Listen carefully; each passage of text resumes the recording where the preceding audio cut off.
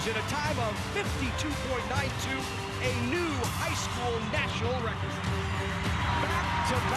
Back-to-back state champions.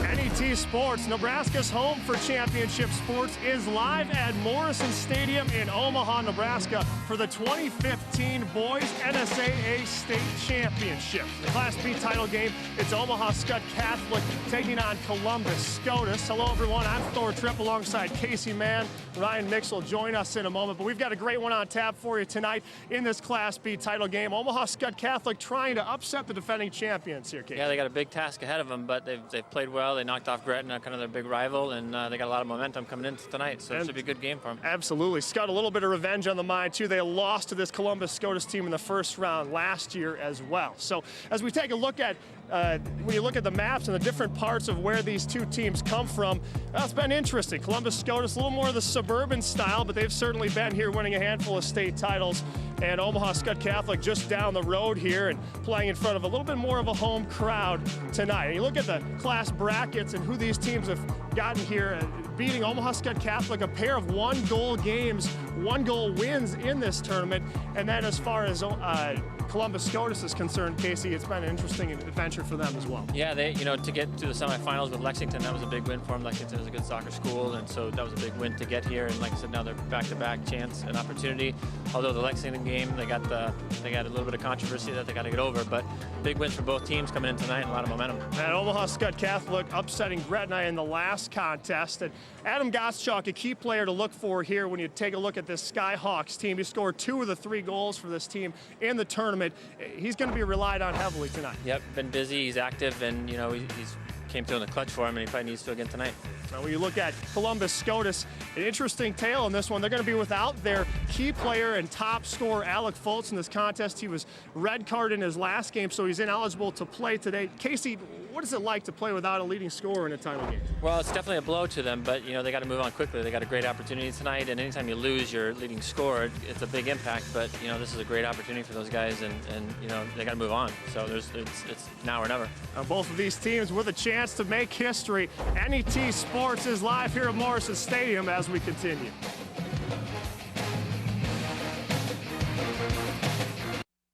Whether it's spring planting, fall harvesting, or just a drive across the state, soy biodiesel helps a diesel-powered engine operate in a demanding job. Soybean oil from Nebraska soybeans makes biodiesel a renewable fuel that's also environmentally responsible. The soybean checkoff plays a major role in supporting the use and availability of biodiesel. The Nebraska Soybean Board, growing opportunity from the ground up. Safety tips from the Nebraska Department of Roads. If you should run off the paved surface of the roadway, keep a firm grip on the steering wheel. Resist any immediate urge to whip the vehicle back onto the pavement. A rapid attempt to return to the pavement may cause you to lose control of your vehicle. Ease off the accelerator and avoid slamming on the brakes. Unless there is a more serious threat, stay off the road until the surface allows for a gradual, safe return. Back when the fields were worked by rugged men guiding heavy plows behind horses, First Nebraska Bank was there, helping farmers buy the land and equipment they needed to grow the future. More than a century later, we're still here, helping nurture the Nebraska farm families who dedicate their lives to feeding America and the world. But it all starts with a seed, and that's why the seed is our symbol and our promise. Now, let's go grow something. Over the years, the Nebraska Chiropractic Physicians Association has supported many Nebraska athletes by helping them excel physically. But the mental game is just as important. That's why we're pleased to sponsor the NSAA Academic All-State Award Program, recognizing students and athletes who shine in the classroom and as leaders. We're proud to team up with these exceptional individuals. Together we can continue to make Nebraska a great place to live, learn, and play.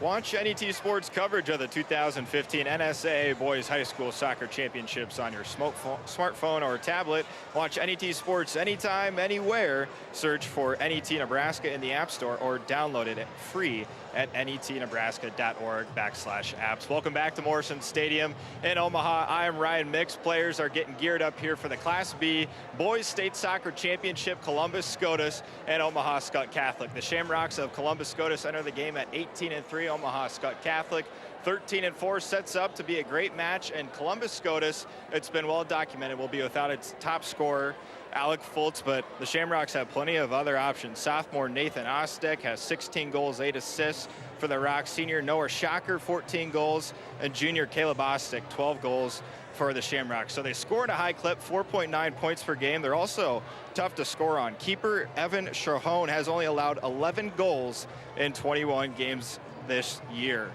It's time for player introductions, and for that, let's go to our public address announcer, Glenn Sisk. Ladies and gentlemen, welcome to Creighton University's Morrison Stadium and the 2015 NSAA Soccer Championships for tonight's Class B Boys Final Matchup between the Shamrocks of Columbus Scotus High School and the Skutt Catholic Skyhawks. We request spectators not go on the playing field at the conclusion of the game because of the possibility of an injury to players and or spectators. The Nebraska School Activities Association is not responsible for any injury caused by spectators rushing onto the field. In addition, we ask that fans do not climb on or lean over the concrete retaining walls surrounding the field. And now let's meet the players and coaches for the visiting Columbus Scotus High School Shamrocks.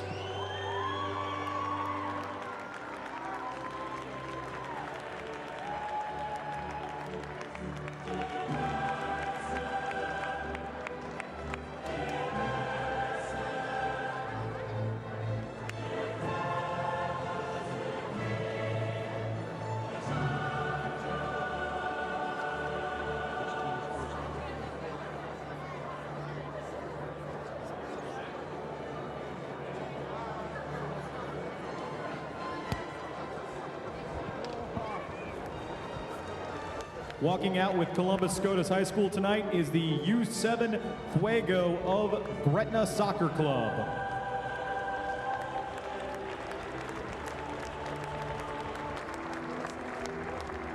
And walking out with Skutt Catholic High School this evening is the U821 Magellan Boys of the Magellan Soccer Club.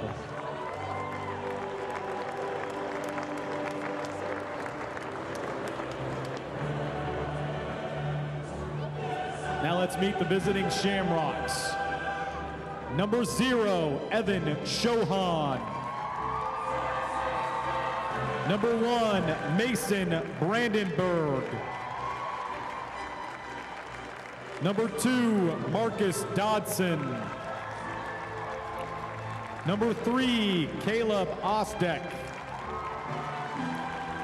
Number 4, Nathan Ostek. Number 5, Tanner Spensari. Number 7, Anthony Cush. Number 9, Cole Harrington. Number 10, Jake Boss. Number 11, Bailey Pelster. Number 12, Noah Shocker. Number 13, Brady Miller. Number 14, Alec Fultz. Number 15, Joe Sonderman. Number 16, River Liebig. Number 17, Tyler Brandenburg. Number 18, Chase Newman.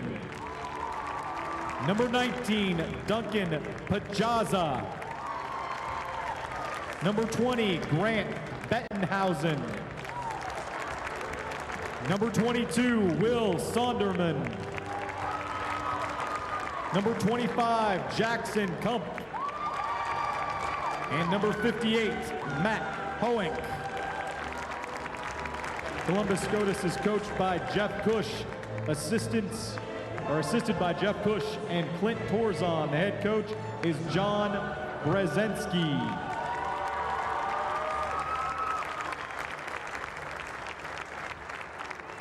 And now let's meet the home team, the Skyhawks.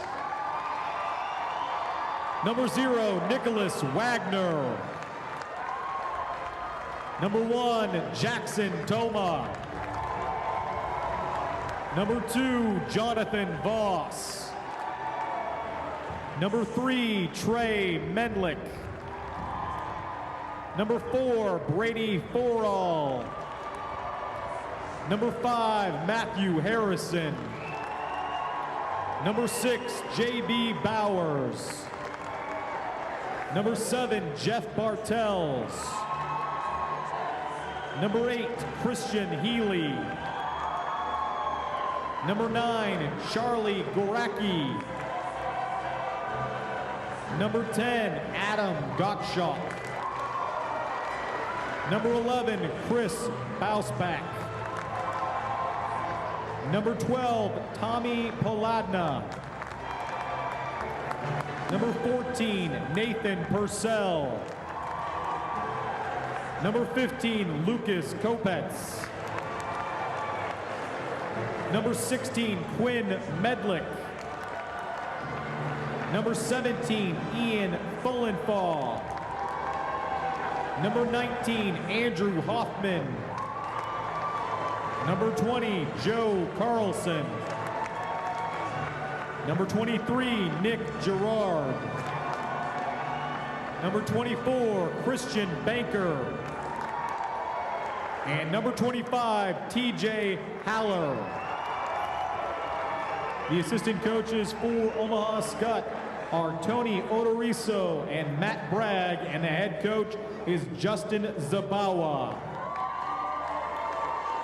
Your officials for tonight's game are Justin Demers, David Glatz, Joe Smith, and Michael Bayer. At this time, we ask that you all please rise, remove your hats or headwear, as we honor America with the singing of the national anthem. Tonight's anthem will be sung by Abby Stein, a junior from Lincoln Southwest High School. Oh, say, can you see by the dawn's early light what so proudly we hailed at the twilight's last gleaming, whose broad stripes and bright stars through the perilous fight o'er the ramparts we watched were so gallantly streaming, and the rocket's red glare, the bombs bursting in air, gave proof through the night that our flag was still there. Oh, say does that star-spangled banner yet wave o'er the land of the free and the home of the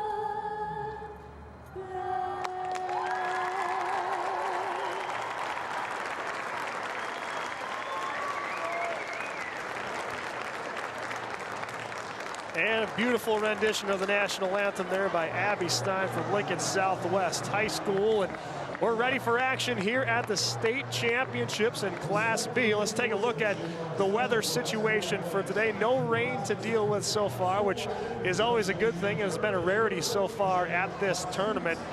You look at that flag there, just a little bit of wind right now, north-northwest at 15 miles an hour, 60 degrees and sunny, perfect weather for a state title match here at Morrison Stadium. Your officials for tonight will be in action, run around all over the field as always. And we've got a good crew for you here as you see it. Take a look at them there. You got Justin Demers, David Gladdy, Joe Smith, and Michael Baer will be your game official for tonight's matchup here between Columbus Scotus and Omaha Skutt Catholic as the teams finish up the pregame handshakes here and get ready to go. Let's take a look at your visiting head coach, who's Columbus Scotus, and of course the Shamrocks led by John Brzezinski.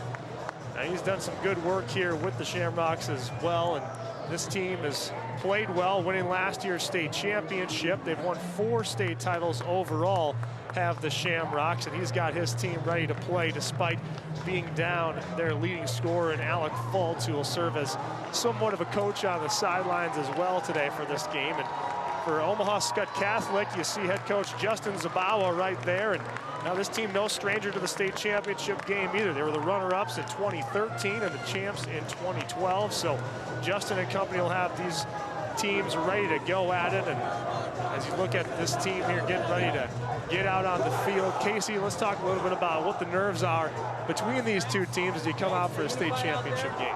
I'm sure both teams are really excited right now. Lots of emotion. I mean, this is one of the best soccer stadiums in the country, so it's a lot to play for, a lot of excitement, and I think it's going to be a key factor in who can kind of settle in a little bit, get to the emotions, get to the ups of the first 15 minutes or so, and kind of adapt to the game. And these two teams certainly have played on the biggest stages, and they're getting ready here at Morrison Stadium. Again, a great night for soccer here in the metro area. And Casey, both of these teams have played well, a couple of wins, and for Omaha Skutt Catholic, prepared 1-goal game, so they've been a little bit more battle-tested in terms of some of the nerves that you talked about earlier. But then obviously Columbus Scotus has played well. They beat Alcorn South 2-0 to start and 3-1 over Lexington last week, obviously in their last contest. So these two teams both ready to go and playing well at this point. Columbus Scotus is against Omaha Skutt Catholic is actually 2-0 in the state tournament, just in case you're interested in those types of things. And you see Skutt Catholic's goose, the lucky goose Michelle there on the sidelines. We'll talk a little bit about more on that in the broadcast here. You take a look at some of the rules and regulations for this soccer game that we have to talk about here tonight. 2 40-minute halves and 10-minute overtime period. And overtime, if you get there, is actually 2 10-minute halves, and you'll have a 2-minute halftime in between those halves. If it gets to a shootout, we'll have penalty kicks, 5 players from each team. If it's still tied after that, you'll keep going until we've got a winner. So both of these teams lined up and ready to go here at Morrison Stadium as we begin the action. And now, Casey, these two teams both excited. What are your expectations for this match? Well, kind of to see how it starts, especially Columbus Scotus with the controversy and how they overcome it and how they adapt, and you know, are they focused or are they worried about Saturday? So it's that, and I think with Skutt, it's, you know, getting a good start, being composed and settling into the game a little bit. Now Columbus Scotus with the possession here early on. As you see right here, Jackson Cup with the ball on the far side now. Scotus will try and control the action here early on. Out to the far side now. Scotus is really solid on the back end. That's something they've been known for all season. How important is that when you're going up against a team that has struggled to score goals outside of Adam Gottschalk? Yeah, you know, giving up goals, if you don't get scored on, you don't lose a game, and that's kind of one of the big, you know, parts of soccer and theories in soccer is just strong defense and your opportunities will come. And it looks like Skutt right now is kind of settled in and kind of content to sit back and let Scotus knock the ball around and win possession. And a little steal up ahead here for Scotus, but this one's going to be run down by the goalkeeper for Skutt as Scotus pushes it upfield a little bit there. Good effort on that play from Cole Harrington for Scotus, but a little bit too far for Noah Shocker, and Shamrocks will have to regroup here.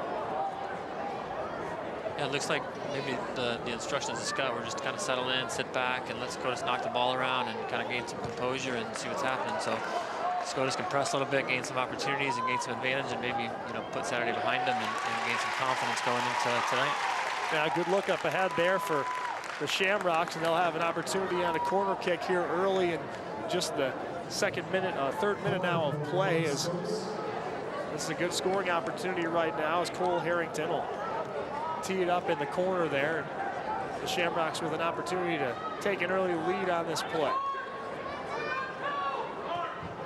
Low drive into the middle there. It's tapped around and controlled by the Skyhawks briefly, but then back into the middle. Still being knocked around. Nobody can control it.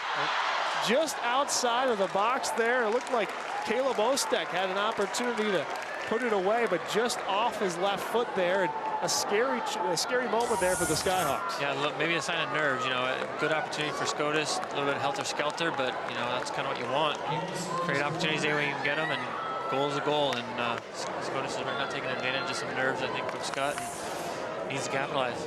Now Scotus with another corner kick opportunity here coming up on the other side after the scramble in front.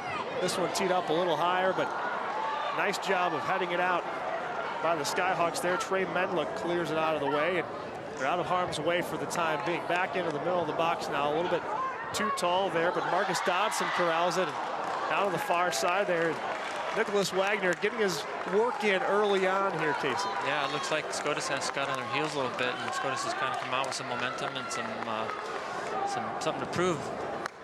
Yeah, certainly trying to do just that. You lose your leading scorer on this team and play a championship game. If there's ever a time to be more motivated than most, this would certainly be the opportunity for him. As Scotus trying to control the ball in the middle of the field. Nice job poking it out there by Christian Healy, but back into the middle for the Shamrocks again.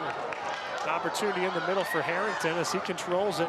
Looks to the outside, but the Skyhawks able to get it out of the way there as these two teams continue to battle for possession in the middle of the field. Here Goschalk with an opportunity up ahead to him now on the far side. He's going to use his speed and he's going to attack here.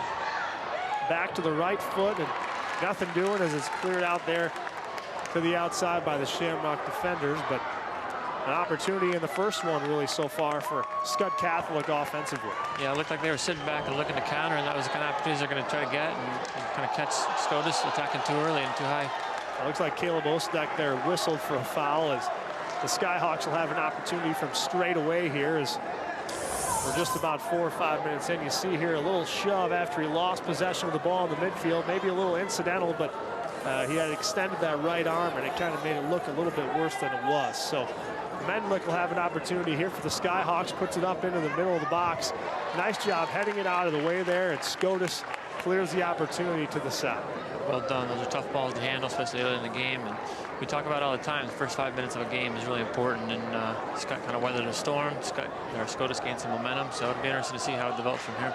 Jacob Boss, he headed that one out of bounds earlier. He's active again on the far side there defensively as the Skyhawks try to control it, but back up ahead now is Noah Shocker with possession and knocked out of bounds, and it'll be Skutt Catholic ball here on the throw-in. Looking down the side there. Opportunity knocked out of bounds. Little momentum swing. Looked like kudos to Scotus for coming out strong, but Skutt's kind of weathered it and now trying to gain a little possession and attack themselves. Benwick back into the middle now, looking for Thomas Haller. Into the middle, looking outside now, and opportunity for Goschalk in the middle, knocked away, and Scotus will clear for the time being as they try to get it up ahead to Harrington. Back controlled there by Nathan Ostek. Jeff Bartels with it now. Nice left foot up in front, but nobody home. Out to the far side now. Good effort there by Jonathan Voss for Skutt Catholic to try and intercept that pass, but it's knocked out of bounds, and the Shamrocks will have the throw in around midfield. Both these teams look real similar right away. Both kind of athletic and active and want to stretch the game a little bit. So it'll be interesting to see how this plays out. Real similar styles. Marcus Dodson with it now, looking to the side here for Cole Harrington. Back to Dodson, trying to find an open lane. Good pressure there from Matthew Harrison for Skutt. Doing a nice job shutting down those passing lanes, as you saw there. Brady Forall, nice job getting a touch. Up ahead now, Christian Healy. A little fancy footwork, but is knocked away there. And Nathan Ostek will get it out in the middle, but a little short on the pass there.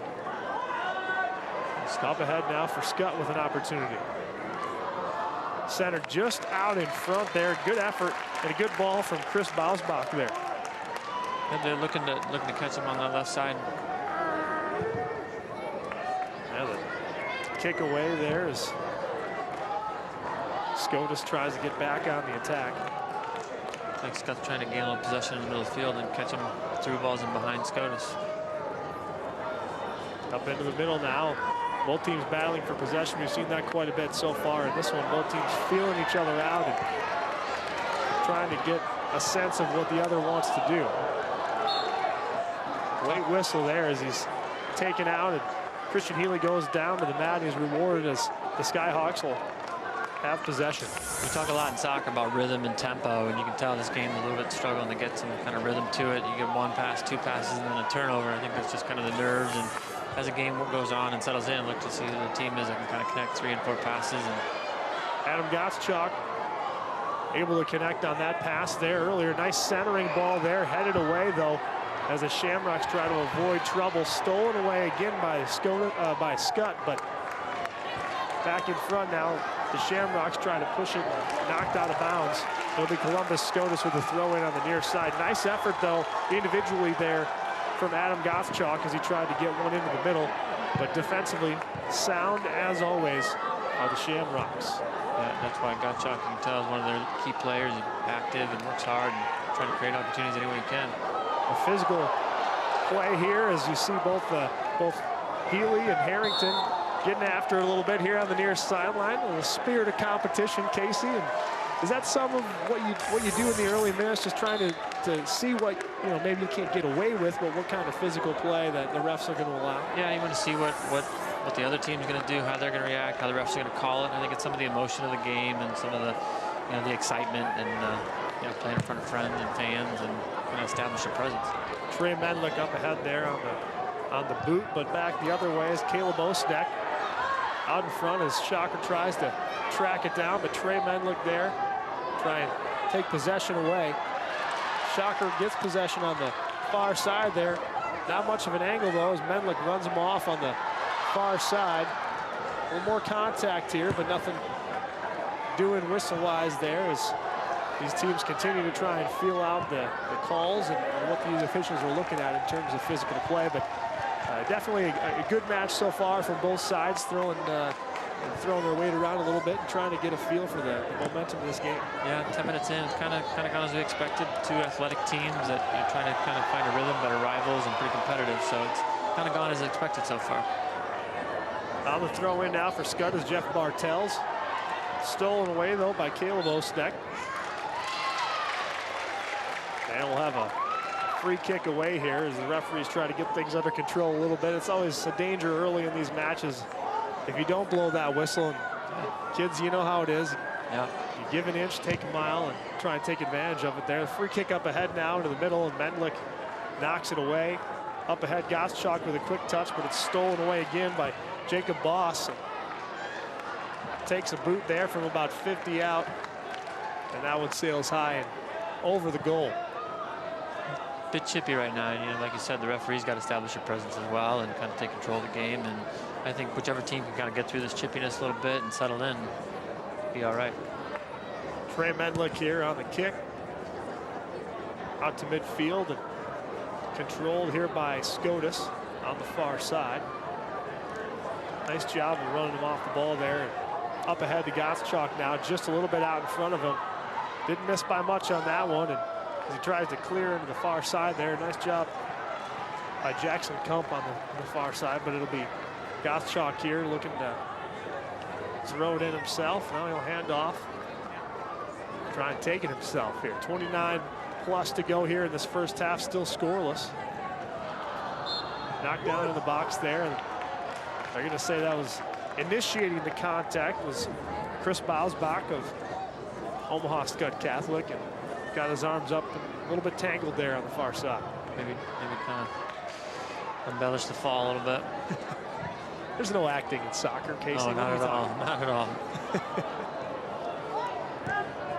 Up ahead now into the middle as Skutt tries to control it. Medlick with it back.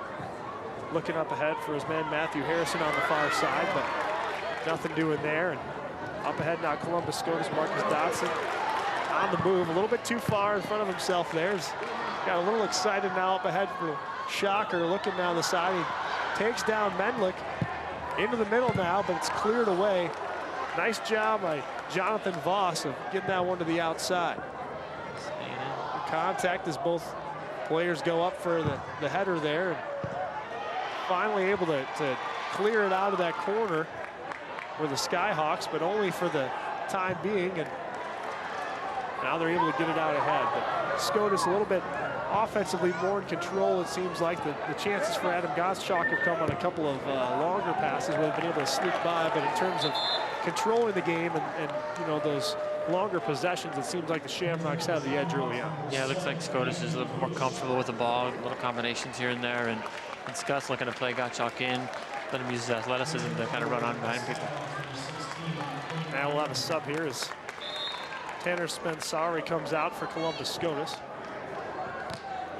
Back into the middle now as Brady Forall tries to control, and he does just that. Up ahead, he was looking for his teammate there, Chris Bausbach, but just out in front, a little miscommunication. And Scotus will have it on the throw in here on the near side.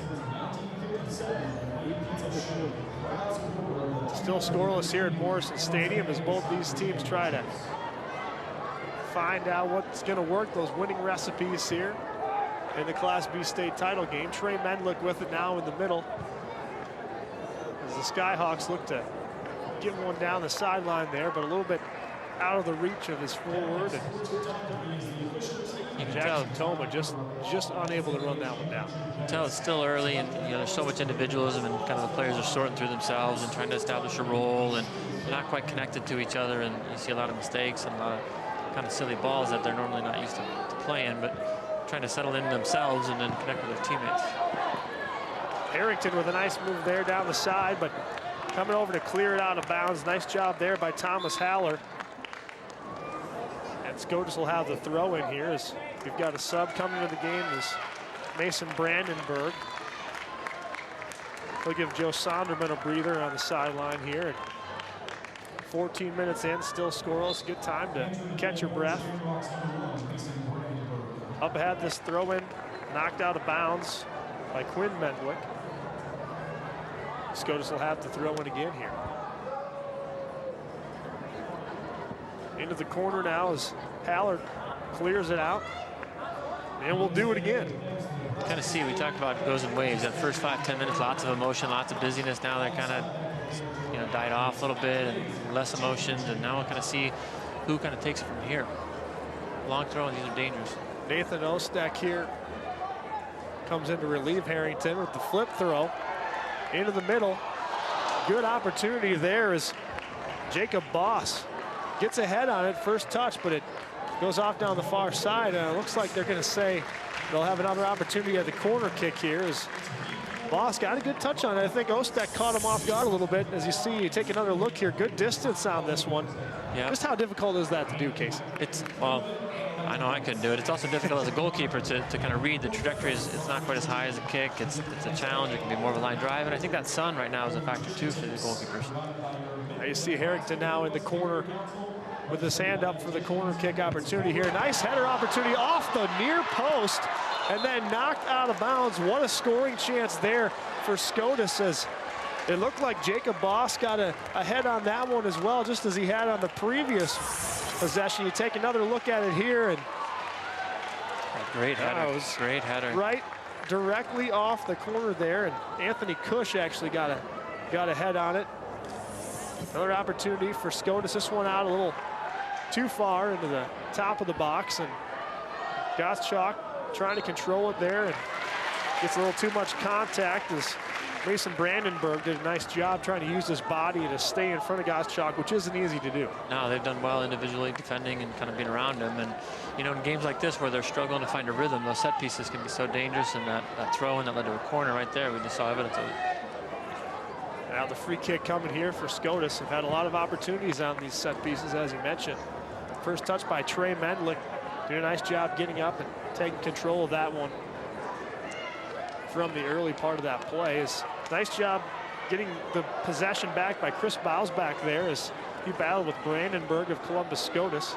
To the outside now, Gottschalk is booted away from him, but out in front as both teams try to run it down just out of the reach of Jackson Toma, but he takes it away from the defender anyway. He's got possession down the far side into the corner, but a little bit too far. Looks like that one went out of bounds, and they indeed whistle it dead here as we'll have a little break in the action as these two teams, as you mentioned, a couple of set pieces opportunities and whatnot for Scotus so far. But here's another look at the second opportunity right there, just a little bit offside. That was Boss with the header. It just went wide. And Scotus has played well offensively, but Skutt doing a nice job trying to counteract that with Gottschalk out in front here. Another opportunity is knocked away by Bailey Pelster. Yeah, it looks like Skutt just kind of trying to isolate Gottschalk and find a counterattack. But Scotus has done well. Both teams, I think, are probably going to be okay with where things are at right now. Skutt kind of hanging in. Scotus had some great opportunities, so a lot of positives from both teams right now. It's going to kind of be interesting to see how it continues to develop. That's Scotus now with Caleb Ostek up ahead now, looking for Nathan. Out of his reach, Caleb gets it back down the sideline here, looking for his teammate Anthony Cush, but well too far out of that one. It'll be Omaha Skutt on the throw in here on their own side, just about midway through this first half. You had mentioned earlier too, you know, Skutt has had a couple close games, so they're fairly comfortable with these tight games. And Scotus coming off a lot of emotion. You can tell every foul, everybody's kind of getting riled up with it. So it'll be interesting to see how they react to it over and over, you know, kind of feeling the controversy and moving beyond it. Looks like they've moved on it pretty well, created that opportunity, but I think they're going to want to get a goal here in the first half and kind of settle in the second half. Now sub for Omaha Skutt Catholic, Christian Healy coming in for Chris Bausback now as we'll get a breather here. Healy right away in on the action. This one knocked out of bounds off of Skutt. Nice job getting in front there by Caleb Ostek. And the Shamrocks will have one on the throw in here. Nice effort looking for Anthony Cush on that one, but a little bit too far. Back in the middle, Caleb Ostek with it. A little contact on both sides there, but up ahead now with an opportunity. Nathan Ostek trying to beat the keeper, but unable to do so. Nice job by Nicholas Wagner jumping out in front and really taking away the angle, because that was a dangerous opportunity. Yeah, it was a dangerous opportunity. It's important for a goalkeeper to kind of come out and establish your presence, and he got there, and you know, hopefully that can get him some confidence to control his box. It's a tough one to see coming there just off of the ricochet. It wasn't necessarily an intended pass, but it ended up being a great spot for the Shamrocks. Now a centering opportunity here is you see on the other side as well. Evan Shohan coming out and being aggressive to cut off the opportunity for Skutt, but the Skyhawks have been able to counterattack, it seems like, throughout this first half thus far. Yeah, you can see that they got a few opportunities here and there. They feel confident in that break. Both goalkeepers have done well coming off their line. Nice centering ball there from the far side as gave Skutt an opportunity to get their first goal and try to break this scoreless tie. Coming into the game now, Omaha Skutt, Christian Banker in, and Tanner Spensari in for Columbus Scotus as Noah Shocker will take a seat for Scotus. Looks like Jackson Toma will get a breather for the Skyhawks. Under 20 minutes to play now in this first half, still scoreless, but no shortage of opportunities for either team thus far. No, kind of what you'd expect in the first 20 minutes of a big and exciting game. I think that one opportunity for Scotus was a great opportunity, but you know, other than that, it could come down to some good goalkeeping, a good save here and there, or being opportunistic for a good forward or something in the midfield. Now a little shove in the back there is whistled by Anthony Spensari. He'll get an opportunity here for the Skyhawks in Shamrock territory as Trey Mendlick will have it on the free kick here. Both teams lining up. We've got Jeff Bartels in the back here as well, but Mendlick, nice ball into the middle there. An opportunity here is knocked around. Both teams trying to get ahead on it. Finally cleared away by Scotus into the far side, but a nice job by both teams trying to keep that ball alive. And finally, Bailey Pelster able to get it to the side. We'll take a breather here, and NET Sports continues. No score in the first half of the Class B title game.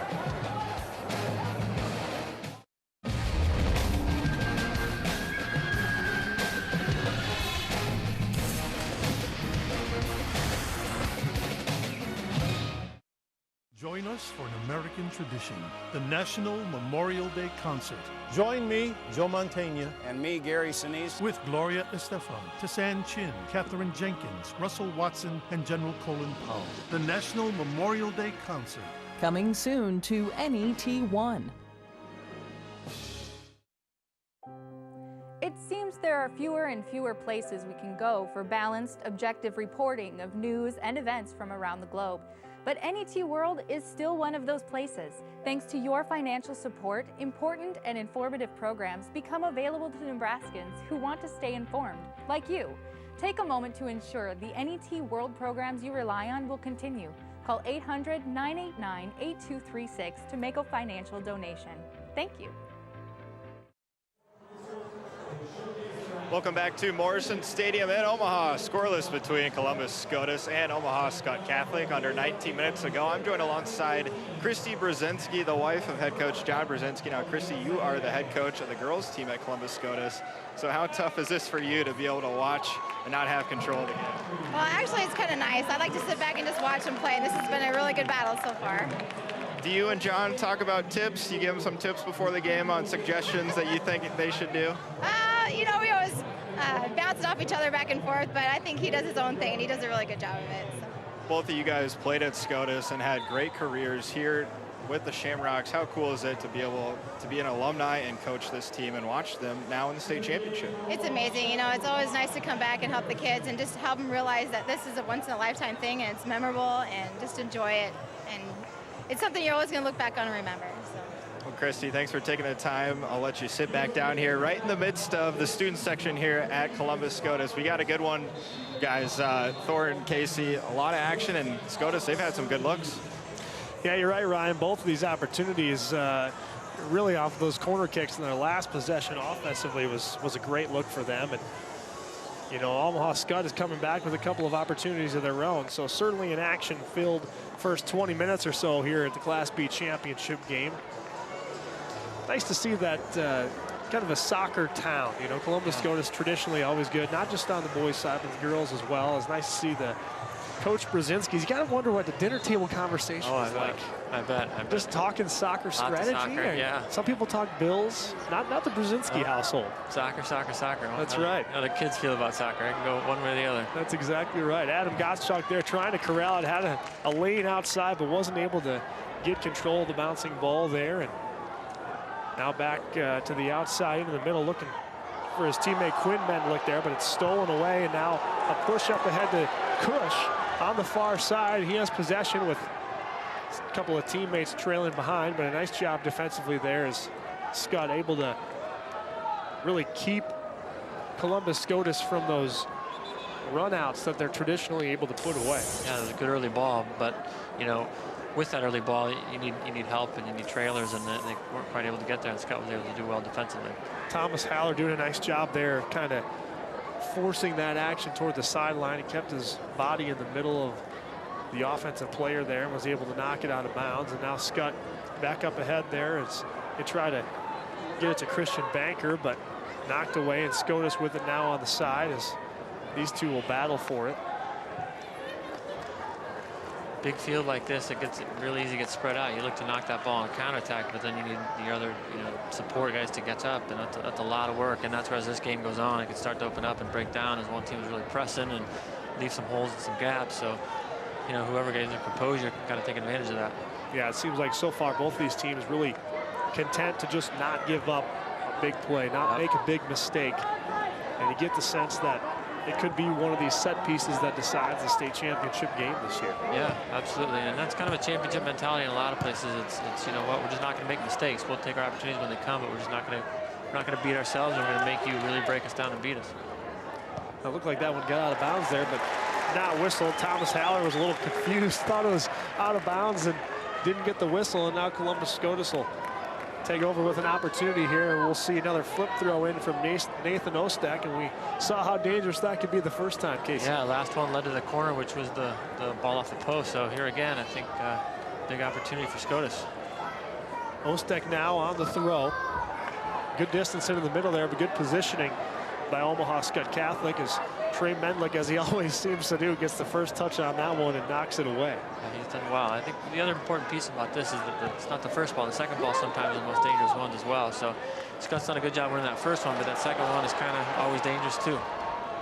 This one up ahead a little bit too far, and Evan Shohan will take control of it and send it back the other way for the Shamrocks. I think Scotus has done a pretty good job of staying a little bit more compact. Skutt's been a little more spread out and kind of relying on that big ball through. This one whistled down. Let's head down to the sidelines here. Ryan Mix is standing by. Ryan? Well, Thor, you guys saw the classic throw-in. That is really tough to defend. And oddly enough, Nathan Ostek, his brother, taught him that. Nathan is a sophomore. His older brother, Jared, was a senior at Columbus Scotus when the Shamrocks won the state championship in 2009. So passing some skills down to his brother. The Osteks are one of 3 brother tandems at Columbus Scotus, from guys who played in 2009 to guys who are on this team. So kind of neat to have those guys have the success in 2009 as state champs, and now their younger brothers hoping to bring another one home to Columbus.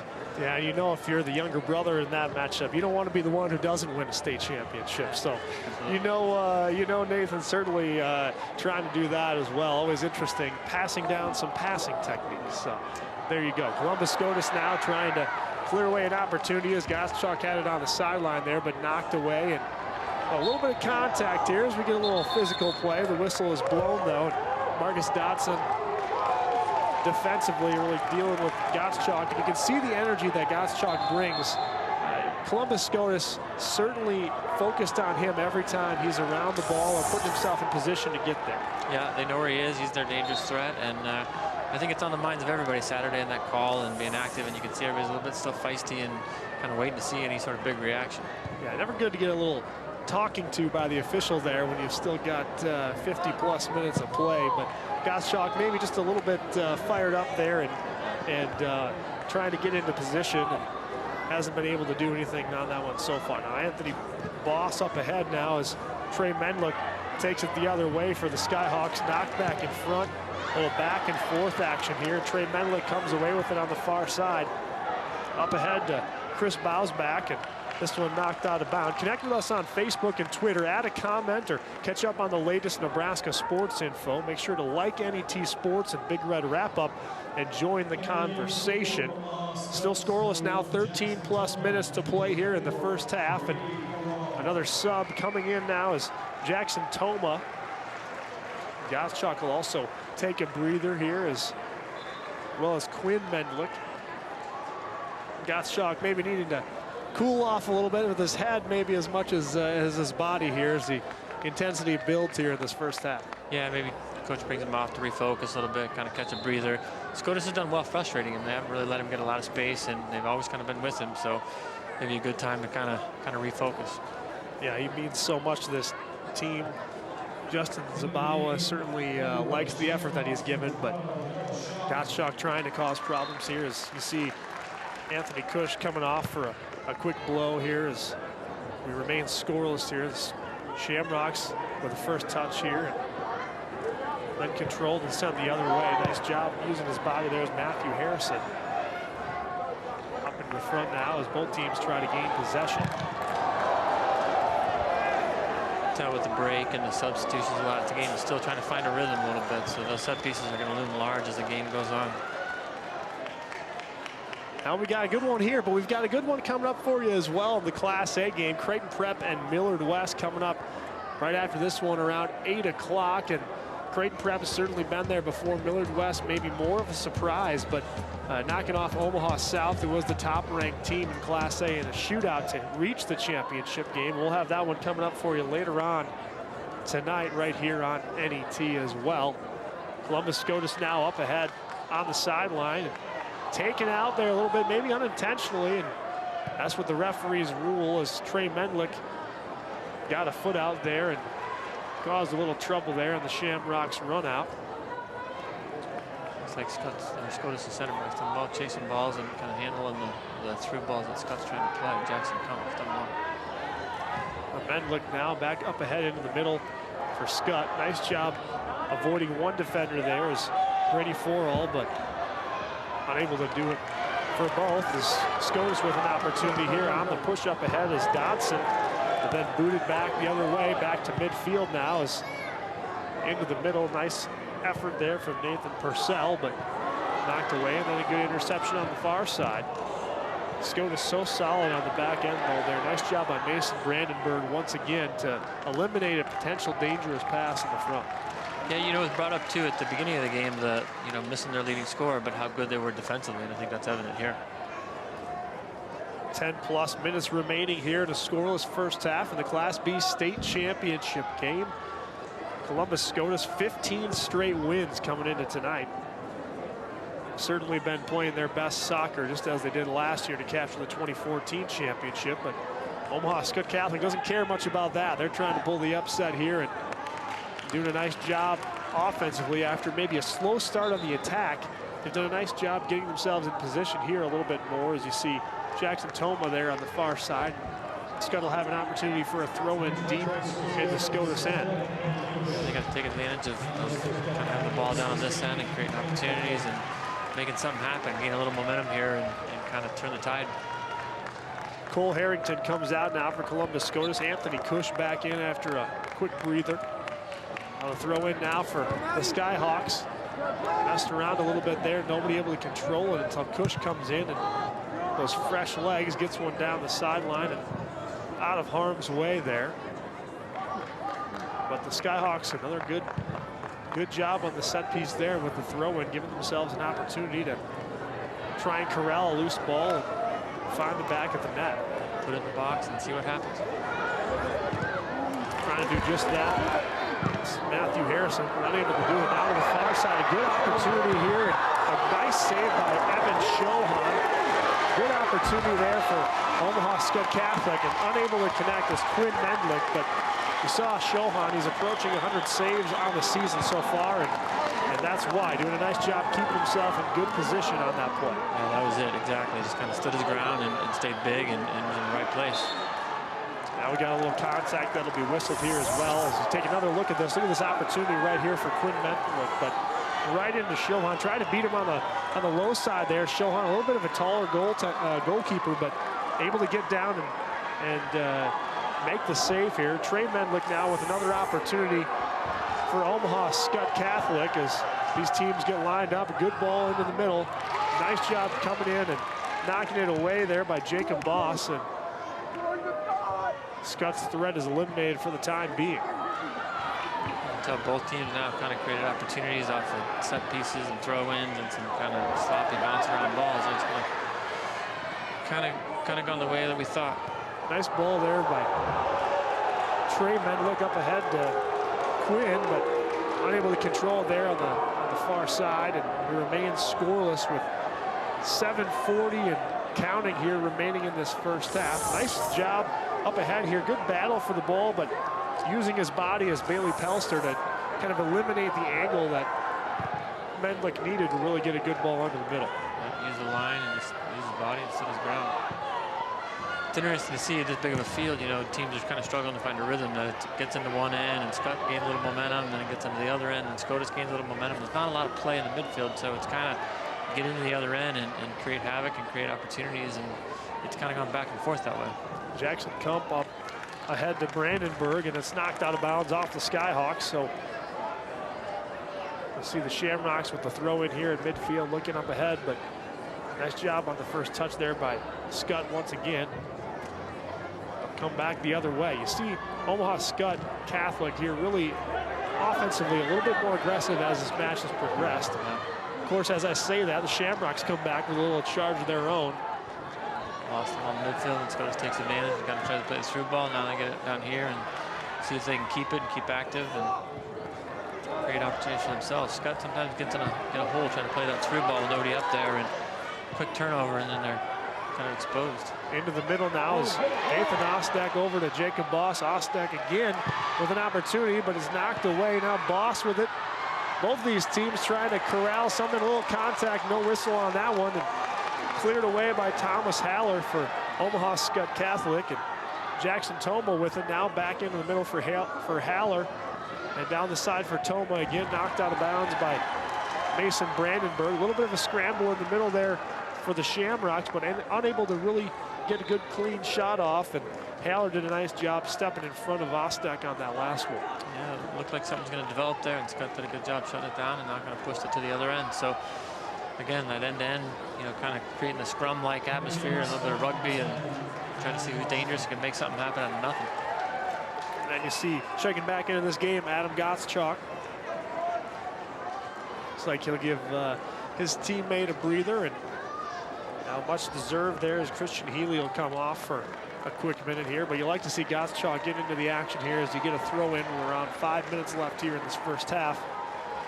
That energy, those fresh legs, trying to put it to good use here early on. Yeah, that team leader, you want him in there in the crucial moments. And you can get a goal right before the half. It's a big, big momentum swing and psychological win. So, you know, Coach Zabawa putting him in, looking to see if something can happen. Anthony Cush a little bit too physical on that one, and Trey Menlick will have a little free kick here on the far sideline with under 5 minutes remaining here in a scoreless first half. Another dangerous set piece. Menlick has shown an ability to get the ball to the net all the way up and a little too far on this one. A strong leg from Menlick using that wind to his advantage there. And that's the first time that really the wind has come into play thus far in this first half. Yeah, it looked like he hit a little too hard. And, you know, unfortunately, that's the one thing that you don't want to do when you have set pieces in a game like this is waste them. And you want to make something dangerous happen out of them. So I think next time you got to take a little bit off.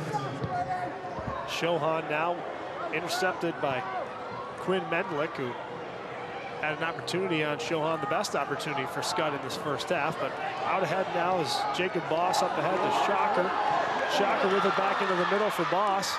Nice job by Menlick temporarily knocking it away, but Shocker's shot on goal sails high, and a good chance there for Columbus. Scotus doing a nice job, you know, running through as a team and not giving up on the play. Yeah, when they break with 4 or 5 guys and kind of created a few dangerous opportunities here in the last few minutes. You see it right there, Noah Shocker just over the net. Another angle just a little bit high, trying to beat Nicholas Wagner on the top side. And unable to keep it low enough to be on goal, but good scoring opportunity nonetheless for the Shamrocks here. As Gottschalk with it in the middle, up ahead, and his teammate has it in the middle now. Looks like maybe Skutt's dropped Gottschalk back a little bit to get him more touches on the ball, a little more influence on the game. Nice defensive possession there by the Shamrocks, knocking it away from Matthew Harrison on the play. Back with it now is Cole Harrington. Now these teams will get a little bit more physical. Again, another opportunity for Columbus Scotus with 3 minutes remaining here in this first half. You take a look at the physical play as Marcus Dotson with it, knocked over a little bit there by Haller of Omaha Skutt. And right around midfield now you'll have an opportunity off the set piece here with Jacob Boss. Good boot into the middle. First touch there by Nathan Ostek, but knocked away. Don't miss the NSAA Nebraska High School Girls State Soccer Championships tomorrow on NET. You can watch live action beginning at 5:30 Central Time. And visit netnebraska.org for individual game times. A live webcast will be available at our website and on the NET Nebraska app. A good one coming up for you here tonight, and then 2 more good ones for you tomorrow as well as we wrap up the state championship coverage here on NET. Trey Menlick with a free kick for the Skyhawks. Again, that right leg has got to be getting a little tired for Trey. Nice ball into the box here for the Skyhawks. This one knocked away. It looks like we'll have a corner opportunity for Omaha Skutt with under 2 minutes left here in this first half. Trey Menlick's handled just about all the duties for the Skyhawks, the free kicks and the throw-ins, when the opportunity presents itself. He's been really busy in the back, sliding and kind of winning balls and then taking all the set pieces, and kind of got out of it what he wanted to. They got a corner kick with 1:30 left, and if they get a goal here, that's a big deal. Scotus has to be tight here and kind of want to shut the door. 1:30 remaining in this first half, and Omaha Skutt with the boot into the box. Good first touch there by Columbus Scotus, and no harm, no foul on that play. Good job by the Shamrocks of getting it out of the box. Now the Skyhawks coming back. Great opportunity in front, but unable to connect is Matthew Harrison. A nice ball from deep on that one, but Harrison heads it just wide of the goal. A nice play there, nice job of being aggressive on offense by Omaha Skutt, something you didn't see from them early in the first half. No, look, they get a little bit of confidence. They got chalked back in, and you know, anytime on those corner kicks you clear it, you're kind of broken down and scattered a little bit, and Skutt took advantage of that gap. And you can see both teams now kind of have a few opportunities, not quite great opportunities, but sniffing around the goal a little bit. And the game's starting to open up a little bit more. It would be interesting to see the second half, how it develops. Well, just about 30 seconds left here in this first half. Thomas Haller knocks it away, but Columbus Scotus able to corral it. Shocker with it, looking to the outside, but it's knocked away. Nice job there by Jonathan Voss to clear the danger with only 20 seconds left in this first half. Anthony Cush with the chance here now on the outside. A little physical play, but whistled and sent the other way as Omaha Skutt Catholic will have it with the final 10 seconds here in this first half, and they won't take any chances on this opportunity. A little shove in the back there by Anthony Cush, more out of frustration than anything. And we've got ourselves a great soccer match here. Scoreless after 40 minutes here at Morrison Stadium. Columbus Scotus trying to go back-to-back, but Omaha Skutt Catholic hanging tough. We'll have more here from NET Sports and Morrison Stadium coming up. Looks like Ryan Mix is standing by with head coach Omaha Skutt Catholic, Justin Zabawa. Ryan, what do you got for us? Hey, Thor, we're actually with Columbus Scotus head coach John Brzezinski. Coach, you guys got a lot of opportunities on goal. How do you feel like you guys played? Actually, not very good at all, to be honest. We got to play a lot better. Probably was one of our worst halves of the year, but our kids will be small. We'll talk about halftime, make some adjustments. But, you know, we had some great chances early, kind of got away from what was working, so we just got to regroup. Worst half of the year, but you guys still controlled a lot of balls and possessions and had more shots on goal. So what's that say about how you guys have played? Well, it says we can still play a lot better, I think. You know, if we can make some adjustments here, utilize to our advantages, I think we'll be in good shape. All right, Coach. Thanks. Thanks a lot. Thorne Casey, excuse me, still scoreless here at halftime. Coach says it's the worst half they've played all year. That's probably a good thing for Scotus, considering how well they played that half. Yeah, Ryan, I think you're right. You see a couple of chances here from Omaha Skutt Catholic right there from Quinn Mendlick. That's one of the things he's talking about, disappointed in here in this first half. But we're still scoreless at Morrison Stadium after 40 minutes of soccer. We'll be back on NET. Safety tips from the Nebraska Department of Roads. If you should run off the paved surface of the roadway, keep a firm grip on the steering wheel. Resist any immediate urge to whip the vehicle back onto the pavement. A rapid attempt to return to the pavement may cause you to lose control of your vehicle. Ease off the accelerator and avoid slamming on the brakes. Unless there is a more serious threat, stay off the road until the surface allows for a gradual, safe return. Back before paved roads and electricity, when a handshake was as good as a contract, First Nebraska Bank was there, helping turn inspiration into commerce. More than a century later, we're still here, providing the financial tools to help Nebraska businesses expand so they can provide jobs and grow our vital communities.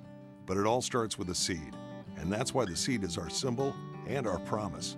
Now, let's go grow something.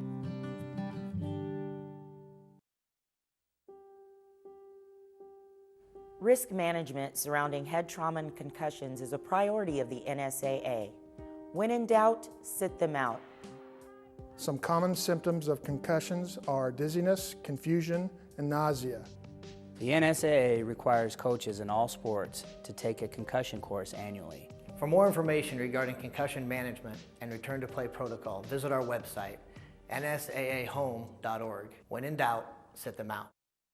You have many options to gather information, but when it comes to in-depth, thoughtful reporting on Nebraska news, your best option is NET News. Turn to NET News for our daily Signature Story as we examine important issues from state government to education to the arts and beyond. Listen to NET News Signature Story weekdays on NET Radio and online at netnebraska.org/news. NET News. There's more to the story. And we're back live here at the state Class B soccer championship game. No score between Omaha Skutt Catholic and Columbus Scotus after 40 minutes of soccer. A great one here at Morrison Stadium. And the main man here at Morrison Stadium for Creighton soccer head coach Elmar Boldovich standing by with our own Ryan Mix. That's right, Thor. Elmar has had some great success here at Creighton and Morrison Stadium, one of the premier college soccer venues in the country. Coach, thanks for joining us. Is it neat to kind of take a step back and enjoy some soccer now? Yes, I'm at familiar territory, but I'm much more relaxed today because I have nothing at stake here. Now, Coach, you've completed 4 seasons at Creighton. You're a longtime head coach at North Carolina, the winningest coach all time for the Tar Heels. How's life in the Midwest been treating you? Oh, we love it. My wife and I, we absolutely love it. It has been great. Creighton has been great. To be here and to coach in such a facility with the outstanding teams that we have each year, it's just fantastic. And now you see this, what happens today, high school championships. I mean, this is just fantastic. The crowd, the people, the enthusiasm for the sport. And that's actually what I was hoping for coming here. Yeah, soccer really has been a growing sport here in the Midwest, and we've been seeing some great competition out here. Can you speak on behalf, as a college coach, the level of talent that we have seen out here on the high school field? Yeah, obviously the teams are very well balanced at this stage because they have gone through the preliminary rounds, and in championship formats, usually the difference maker is the detail. You know, it's that one play that breaks the ice. It's that one play that you make on defense to deny a goal and on the offense to score the goal. And so it's always usually going to be the tighter games in the tournament instead of the blowouts that maybe we have seen a few early on, you know, but a well-balanced field this year. And I've been amazed since I came here, the 4 years that I've been here. I mean, I got to give credit to the High School Association for putting on such an outstanding tournament. Well organized, well run, very professional. I'm very impressed.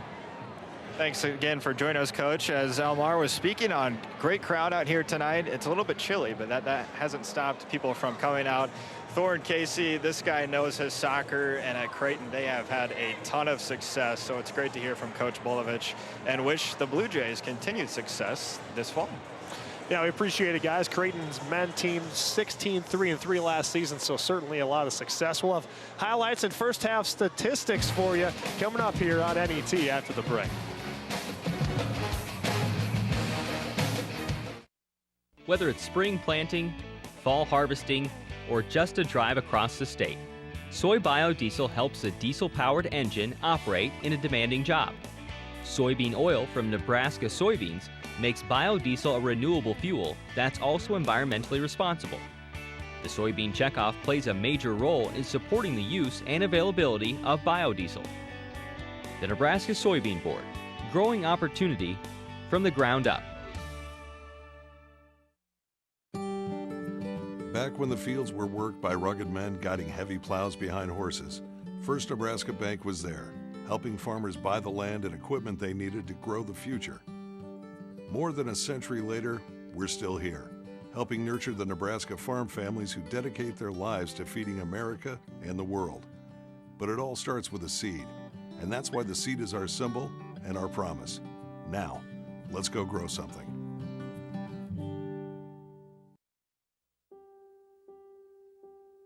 Risk management surrounding head trauma and concussions is a priority of the NSAA. When in doubt, sit them out. Some common symptoms of concussions are dizziness, confusion, and nausea. The NSAA requires coaches in all sports to take a concussion course annually. For more information regarding concussion management and return to play protocol, visit our website, nsaahome.org. When in doubt, sit them out. Participating in Nebraska high school activities has taught me about teamwork. I've learned how to lead among my peers. At my high school, I have set goals and I work hard to accomplish them. I like to run on my cross country team. It makes me feel good about myself. The Nebraska School Activities Association, providing opportunities in over 25 activities in 304 high schools across the state of Nebraska. We are the other half of education.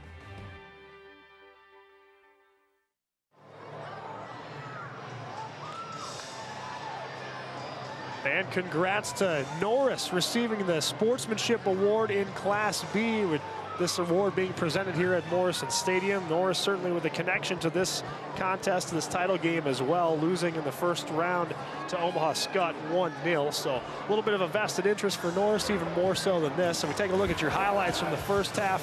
Casey, a couple of opportunities early. This one, the best one for Omaha Skutt. Yeah, it was a great opportunity and a great save by the goalkeeper. Just did well to hold his ground and not give up a rebound. As you see another look at it here, Quinn Mendlick centers it up, but unable to beat the keeper, Evan Shohan, going down low there. Nice job by keeping his balance and good positioning by Shohan there for Columbus Scotus in net. And for Scotus, it's the set pieces that were the most dangerous in the first half. Yeah, it can be a game of inches sometimes, and that was just there. And, you know, Scotus was dangerous all half long on the throw-in and the corner kicks, and I think they got to look for more of that in the second half. That was right there. Yeah, Anthony Cush, you see it here, a good angle on it there, just off the post on the near side there. Nothing that Nicholas Wagner could do about that one, but a nice job using those opportunities to their advantage, and it looked like on that play, Nathan Ostek had an opportunity as well. But you take a look at the first half statistics. Columbus Scotus with 5 shots on goal. Skutt Catholic with 2, a save apiece for each team. And as you see, a couple of those opportunities, those shots going over the break. We'll take a break here on NET Sports, and we'll come back with your second half of action at the Class B championship game at Morrison Stadium. Safety tips from the Nebraska Department of Roads. If you should run off the paved surface of the roadway, keep a firm grip on the steering wheel. Resist any immediate urge to whip the vehicle back onto the pavement. A rapid attempt to return to the pavement may cause you to lose control of your vehicle. Ease off the accelerator and avoid slamming on the brakes. Unless there is a more serious threat, stay off the road until the surface allows for a gradual, safe return. No matter how you look at it, animal agriculture helps Nebraska's economy. The livestock industry provides increased tax revenues for schools and community services. Livestock enterprises also create jobs while contributing to existing businesses such as local banks and grocery stores. A thriving livestock industry helps maintain our current way of life, but also provides opportunities for the next generation of farm families. The Nebraska Soybean Checkoff helps to raise awareness of the importance of animal agriculture to Nebraska. One.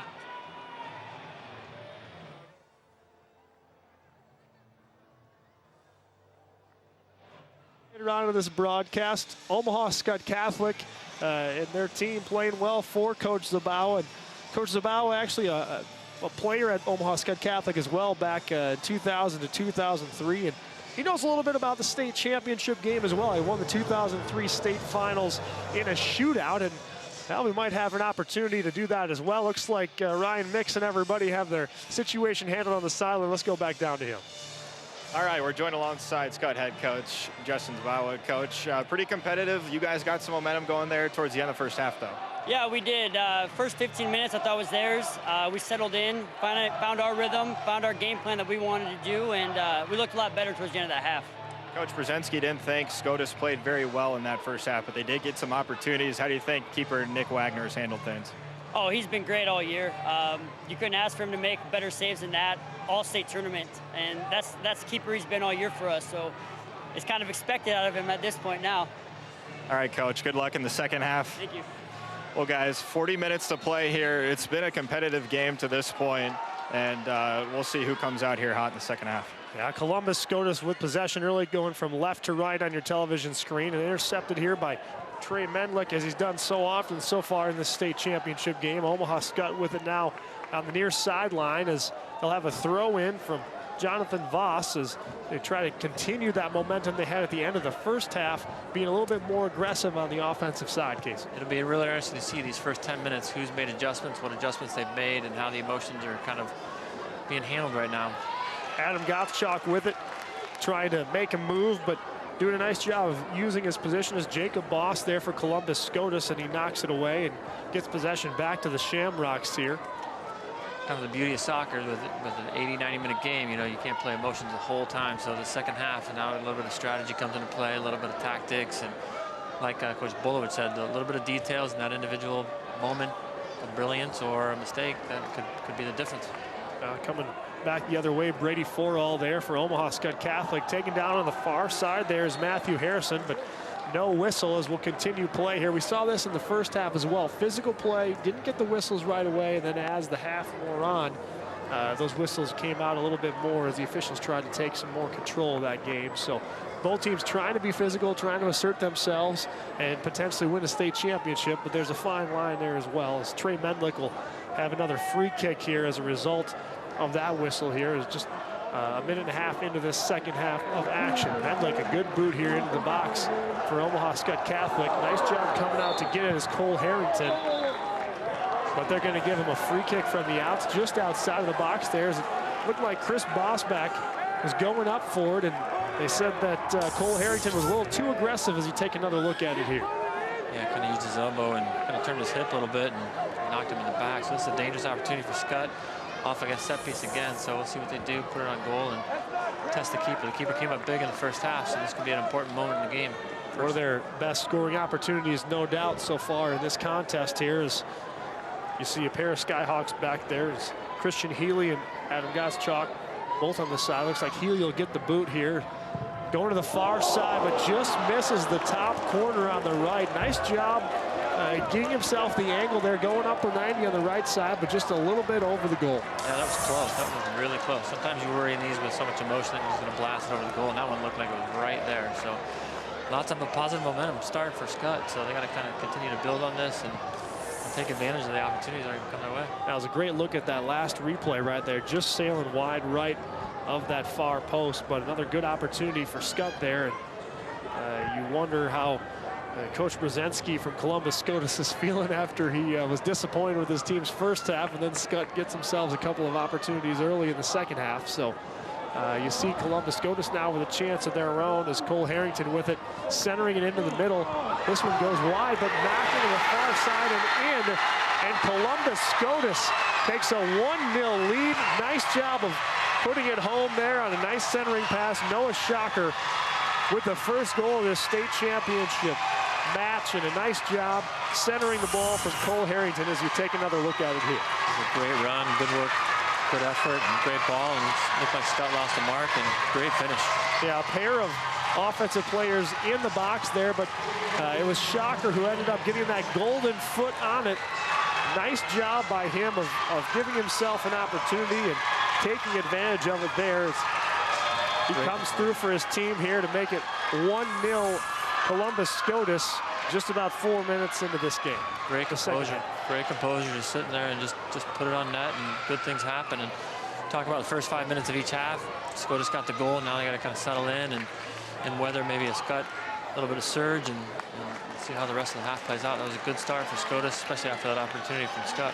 Yeah, Shocker, one of just 2 seniors on this team. How appropriate that he puts his team up 1-0 in this second half. He had 14 goals, 10 assists coming into this tournament, and certainly no goal scored this year bigger than that one for Shocker. So great play there by the Shamrocks, and Omaha Skutt Catholic will try to counteract now. They've done that before. Gretna came back to tie them 1-1 in the semifinal before Skutt was able to come back and score that decisive goal, and they've played a pair of 1-goal games already this tournament, so they certainly know how to navigate this territory. But Columbus Scotus able to capitalize there early in this second half. Great individual effort, great goal all around, and now Skutt has to react. Now back the other way comes Columbus Scotus again. A little tangled up there in the middle as we get a whistle, and we're going to have a card handed out here, and that'll be a yellow. Looks like it's on Christian Healy as he and the Columbus Scotus player went down to the ground, and Healy got his foot tangled up in the midst. It looked like there of Nathan Osadek. As you take another look at it here, he's rolling down, and definitely sticks that leg up there to halt Osadek's progress a little bit. Yeah, that was at least a yellow. That was a little bit dangerous, and I think that was a little bit of frustration, kind of giving up a goal and a tackle, and you can see he's obviously frustrated right now, and got to kind of calm his head down. They got a lot of soccer to play, and get a guy sent off for something silly like that would be a big blow to your team. Yeah, Healy certainly not the result he'd like out of that play, but tumbling to the ground, just lost his composure there for a minute, and now Columbus Scotus will try and capitalize on that opportunity. Looks like it'll be Jacob Boss back as well as Harrington. He'll run by, and it will be Boss who boots it low into the scrum, and nothing doing there as Shocker tries to corral it here on the far side, and Gets it to his teammate Cole Harrington once again, and Columbus Scotus will regroup back into the middle now as Bailey Pelster has it taken away temporarily, and tumbling down to the ground is Adam Gottschalk. He'll get up quickly and try and give himself an opportunity to find a teammate running, but just out of the reach there of Quinn Mendelick, who had a good opportunity of his own early in this first half. Yeah, he's been all over the place, and maybe a little bit anxious on Gottschalk to play it a little too early, kind of got up and then played a little bit too far, but Skutt's got a rebound here and kind of gain their composure. It looks like the emotions are kind of coming back into this game, and it's going to be either Scotus going to take advantage of this moment, or Skutt's got to regain their composure and kind of find a way back into the game. Yeah, you wonder how each team is going to handle this right now, because Omaha Skutt Catholic certainly playing with more emotion at this point, more physical. And you wonder how much of that is out of frustration and how much of it is just the sheer competitiveness. They give themselves a chance here, but you got to really give yourself a chance to take a deep breath and compose yourself in a situation like that. Yeah, they were so close in the first 3 minutes. They had that set piece that was so close, and all of a sudden to come down, and not even 30, 45 seconds later give up a goal. So I'm sure they're frustrated. They thought they were close and knocking on the door, and to give up a goal. And Mendelick right there with an opportunity, but held on to there. Nice job by the goalie Shohan there. Nice scoring play, just a little bit high there from Mendelick, and none of his teammates unable to get ahead on it and give themselves a chance to score. Shohan's done well. He's been solid when he needed to be, and that's an important part of a championship match. Is just anytime you're called on, you're big. And that first save in the second half, or the first half, excuse me, no rebound, and this one just good solid hands on a tough ball. So playing well defensively, and then they got the goal. Now they just need to kind of see it out. Gottschalk battling now in the midfielder with Jacob Boss. Both of these players about as you see a whistle here, and we're going to have one going the other way once again as Gottschalk has words for the officials, and he'll get a yellow card for that as well. It's not the first conversation that Gottschalk has had with the officials here in this game, as you feel this one maybe getting away from Omaha Skutt Catholic a little bit emotionally when you see a pair of players of the caliber of Christian Healy and Adam Gottschalk with a yellow card. You wonder just how much of that frustration is really building in for them right now. Yeah, you can see it, like you said. Two guys now sitting on the bench, and your leading scorer, one of your impact players, is more worried about the referee and more worried about all the other stuff than getting an opportunity. And it's kind of put a distraction on Skutt and what they're trying to focus. They need a goal. They need to focus on getting a goal and creating opportunities, not on worrying about a referee and screaming at a referee and trying to get a call reversed. Gottschalk trying to plead his case to Coach Justin Zabawa, who doesn't want to hear any of it on the sideline. He says, just sit down right here, son, and wait your time.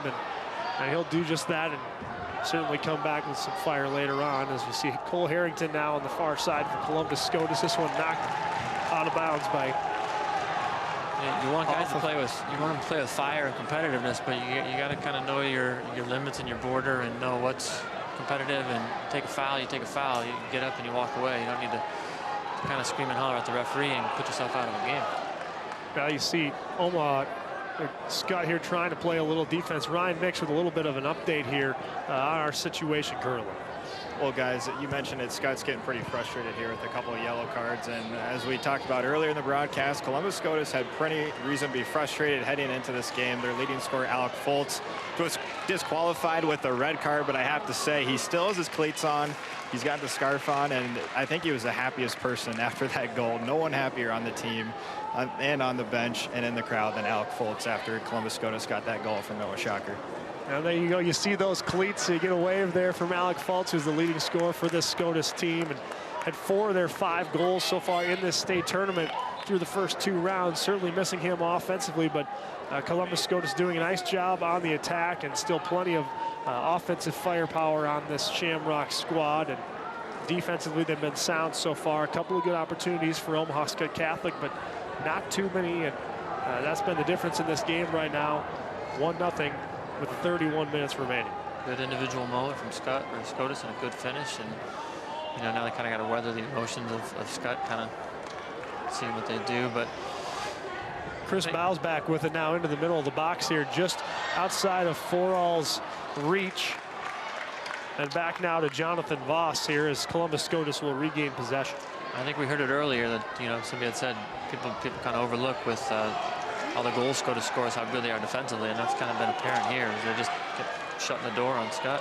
An opportunity now for Omaha Skutt Catholic is looks like Matthew Harrison with it on the far sideline there, trying to pull away, but nice job defensively there by Marcus Dotson. Great job using his body and not giving up the angle on that play as Skutt tries desperately to get themselves a good scoring chance here in the second half. Now coming back the other way, Columbus Scotus up ahead looking for Cole Harrington there on the run out, but knocked away there by the Skyhawks defense, and doing a nice job of that so far here since the goal has been scored.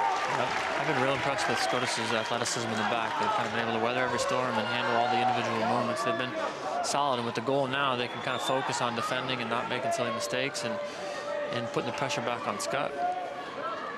Now we'll have a substitution here now as looks like Nathan Purcell will come in for Omaha Skutt Catholic and Mason Brandenburg in for Columbus Scotus. Brandenburg will relieve Marcus Dodson, and number 11, Chris Bausbach, right there on your screen, coming out for a breather for the Skyhawks. Be interesting to see how Skutt uses Gottschalk again now that he's been out, and when they're going to bring him back in, because with all the emotion now, he comes in and does something silly again, and he's out for the game. So when you bring him in, how long you leave him out, it could be a factor. Little elbow thrown there by Columbus Scotus, and no whistle on that one. Into the middle now, and up ahead to Shocker, and he's taken away. And up ahead now to Cole Harrington with an opportunity. His teammate on the other side of the box. Good centering pass. Scoring opportunity knocked away. The rebound knocked away as well. Omaha Skutt trying to collect itself. Knocked away again. 3 straight shots knocked away. 2 of them saved by Nicholas Wagner. Great job by the goalkeeper for the Skyhawks, keeping them in this game within 1 goal. That was great. That was fearless twice. Came out right at the foot of the striker, and great save, and got up and was in a big position for the rebound. Kind of turned into a scrum, and Skutt was battling. Maybe this is something that gets their momentum back and kind of refocuses them a little bit. But great goalkeeping, and this could, eventually be the difference. And that's the look at it right there. Tanner Spensari with the first good opportunity, and then later on in the play, Noah Shocker with a chance as well that was knocked away. Nice job by Nicholas Wagner, just keeping his team in it, keeping them close, and you see what happens here as the second half plays out now. But 11 minutes gone in the second half, still 1-0. Omaha Skutt Skyhawks trailing. Continuing to be chippy and even more and more physical as the game goes on. We'll see who can kind of keep their focus and keep their heads and play physical, not back down, but not get so out of whack that they're not focused on the task ahead of them.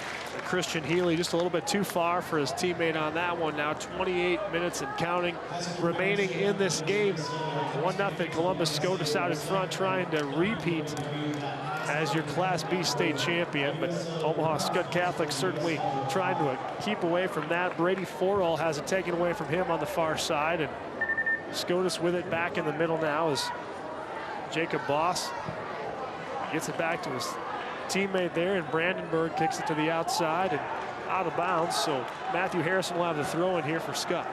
Scotus has done, well enough defensively, and they're so athletic in the back. I think Scott's going to have to look to start pushing numbers forward and being more dangerous and trying to create more opportunities up front, and just being busier in that attacking end, defending actually in that attacking end, winning balls, second balls, and getting shots. Now you'll see Trey Menlick trotting over here to the far side for Omaha Skutt for a throw in here. Now we're going to have a free kick as well, actually. It looked like it went out of bounds, but they whistled it inbounds before that took place. So Menlick with the free kick here. You've seen how successful he's been, putting it in good position. Great spot there, but aggressive play there. Nice job with the save, Evan Shohan. And he keeps this game scoreless in the Skutt Cup. Good hands, and it's so important for the goalkeeper to come out, catch that ball, and establish a presence. So now Skutt's got to think twice about sending that ball and knowing that their goalkeeper can come and get it and win that ball. Maybe they got to play shorter balls and adjust. So well done by both goalkeepers in these last few minutes. Up ahead into the corner now is Omaha Skutt with it. Jackson Toma, nice centering ball there, looking for his teammate. But again, Shohan comes out of the goal and makes the play. A little bit too far for Nathan Purcell there, who had an opportunity at it, just a little bit out of his reach. Scotus with it now, trying to find an open alley. Certainly not going to take any mistakes at this point in the game. Well, if they can afford up a goal. They can afford to be patient here and kind of explore, but they don't have to play with a whole lot of sense of urgency. Skutt's going to kind of have to find it. Now let's take a look at this last save here again by Evan Shohan. Nice job by Mendlick, giving his teammates an opportunity for a header here. But Shohan, as you see there, being patient, not jumping the gun and mistiming that leap, which could cost yourself a goal. Doing a nice job taking it away there. As you saw, a pair of Skutt players, including Nathan Purcell, jump a little bit early, just trying to throw him off, even though they didn't have a chance at the ball. And Shohan did a nice job staying with it and making the play. Great aggressive mentality, and that talking about all the time a presence in the box of the goalkeeper. And you can see Shohan right now has kind of developed a presence, and there could be a difference as the game gets down to the wire. He's held on every ball and comfortable and confident, and big factor right now. Out in front now, nice job by Jackson Toma taking that one away. And Christian Healy's effort into the middle of the box is batted away by Jacob Boss of Columbus Scotus. Back into the middle now, and up ahead for Scotus as they get it out to Anthony Cush.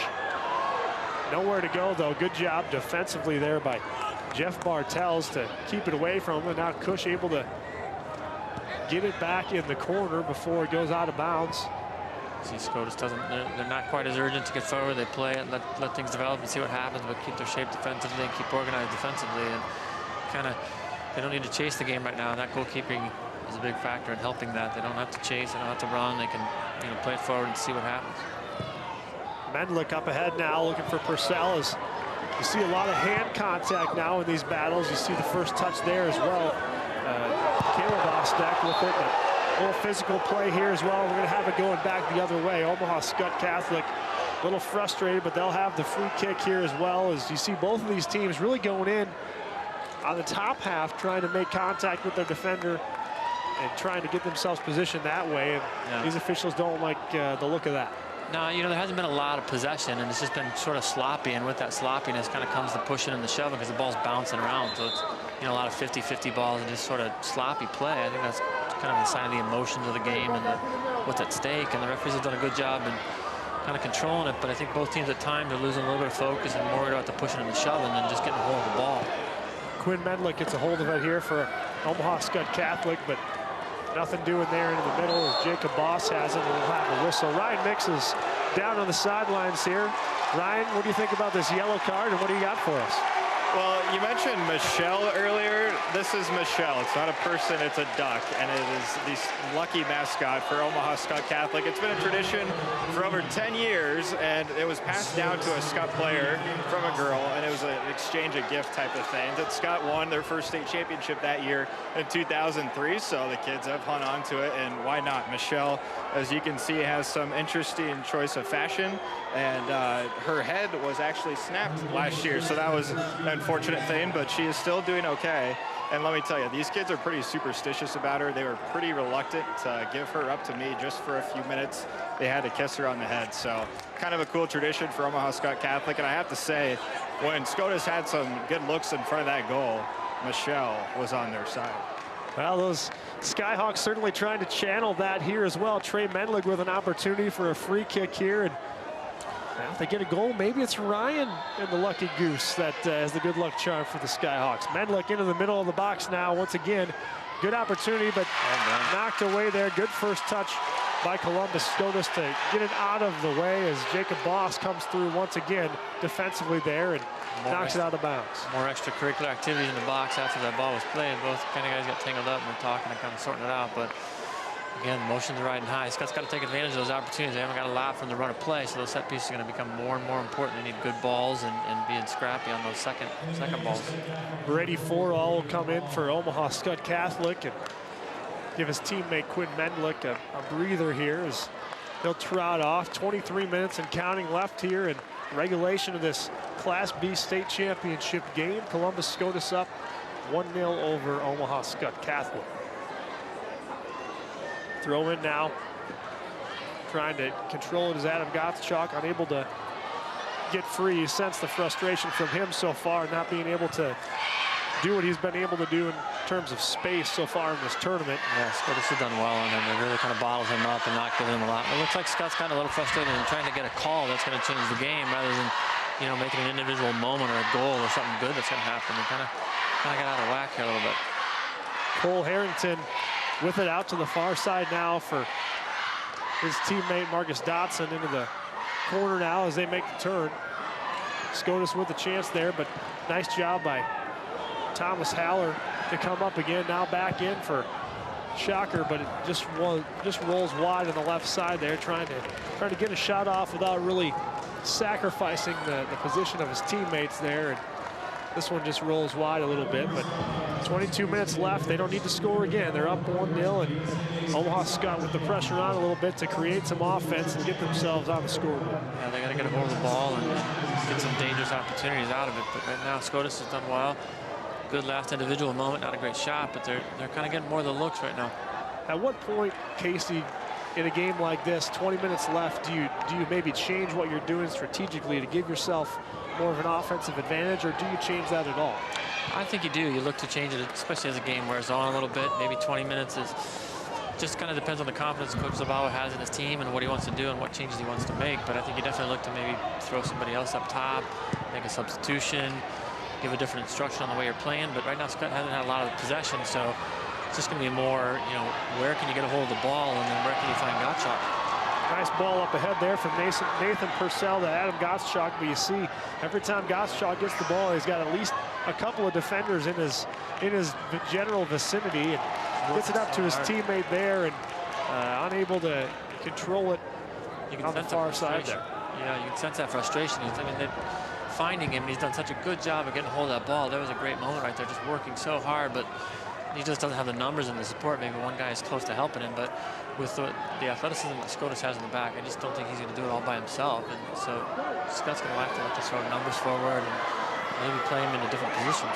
Jackson Toma now with an opportunity to control the ball, but Jackson knocks it forward. Back controlled now by Jonathan Voss, and he'll look to cut it back, but knocked away from him as Cole Harrington gets into the action. And Columbus Scotus gets it back to Harrington, and they'll move upfield here. Jacob Boss with the ball now.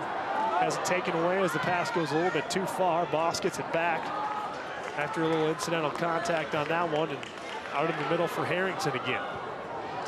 This is kind of the moments of the game that's going to start opening up a little bit. You see more players of Skutt pressing forward and keeping themselves exposed. This is a little bit better from them. They got more numbers forward. And Chris Bowes back out in front there, looking to the side for his teammate Adam Gottschalk, but he's taken down in the box. No whistle there.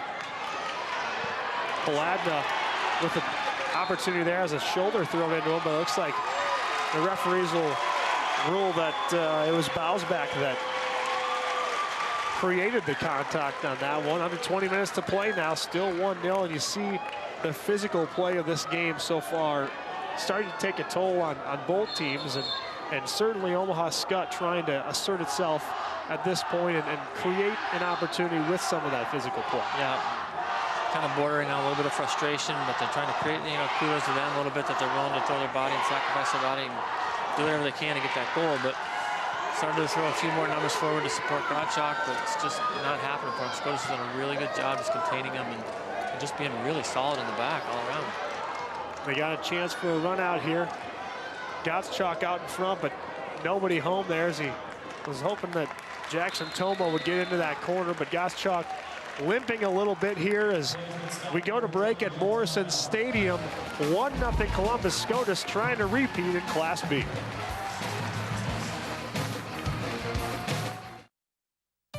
Hello, I'm Perry Stoner, inviting you to join the NET Sports Partners Club. With your support, NET brings you hundreds of hours of sports action each year. You count on NET for Husker Volleyball, Big Red Wrap-Up, and all the outstanding high school championship and college sports action in Nebraska.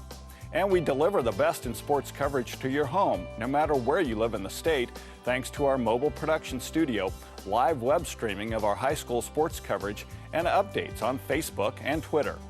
NET is Nebraska's home for sports, and sports partners like you make it happen. Log on to netnebraska.org and explore the many benefits of joining the Sports Partners Club. Choose from a broad assortment of thank you gifts, enjoy insider news and events, and take pride in knowing that through your support, you put the action in NET sports. Thank you.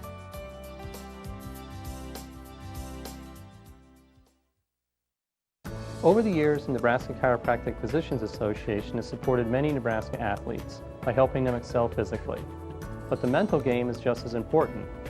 That's why we're pleased to sponsor the NSAA Academic All-State Award Program, recognizing students and athletes who shine in the classroom and as leaders. We're proud to team up with these exceptional individuals. Together we can continue to make Nebraska a great place to live, learn, and play.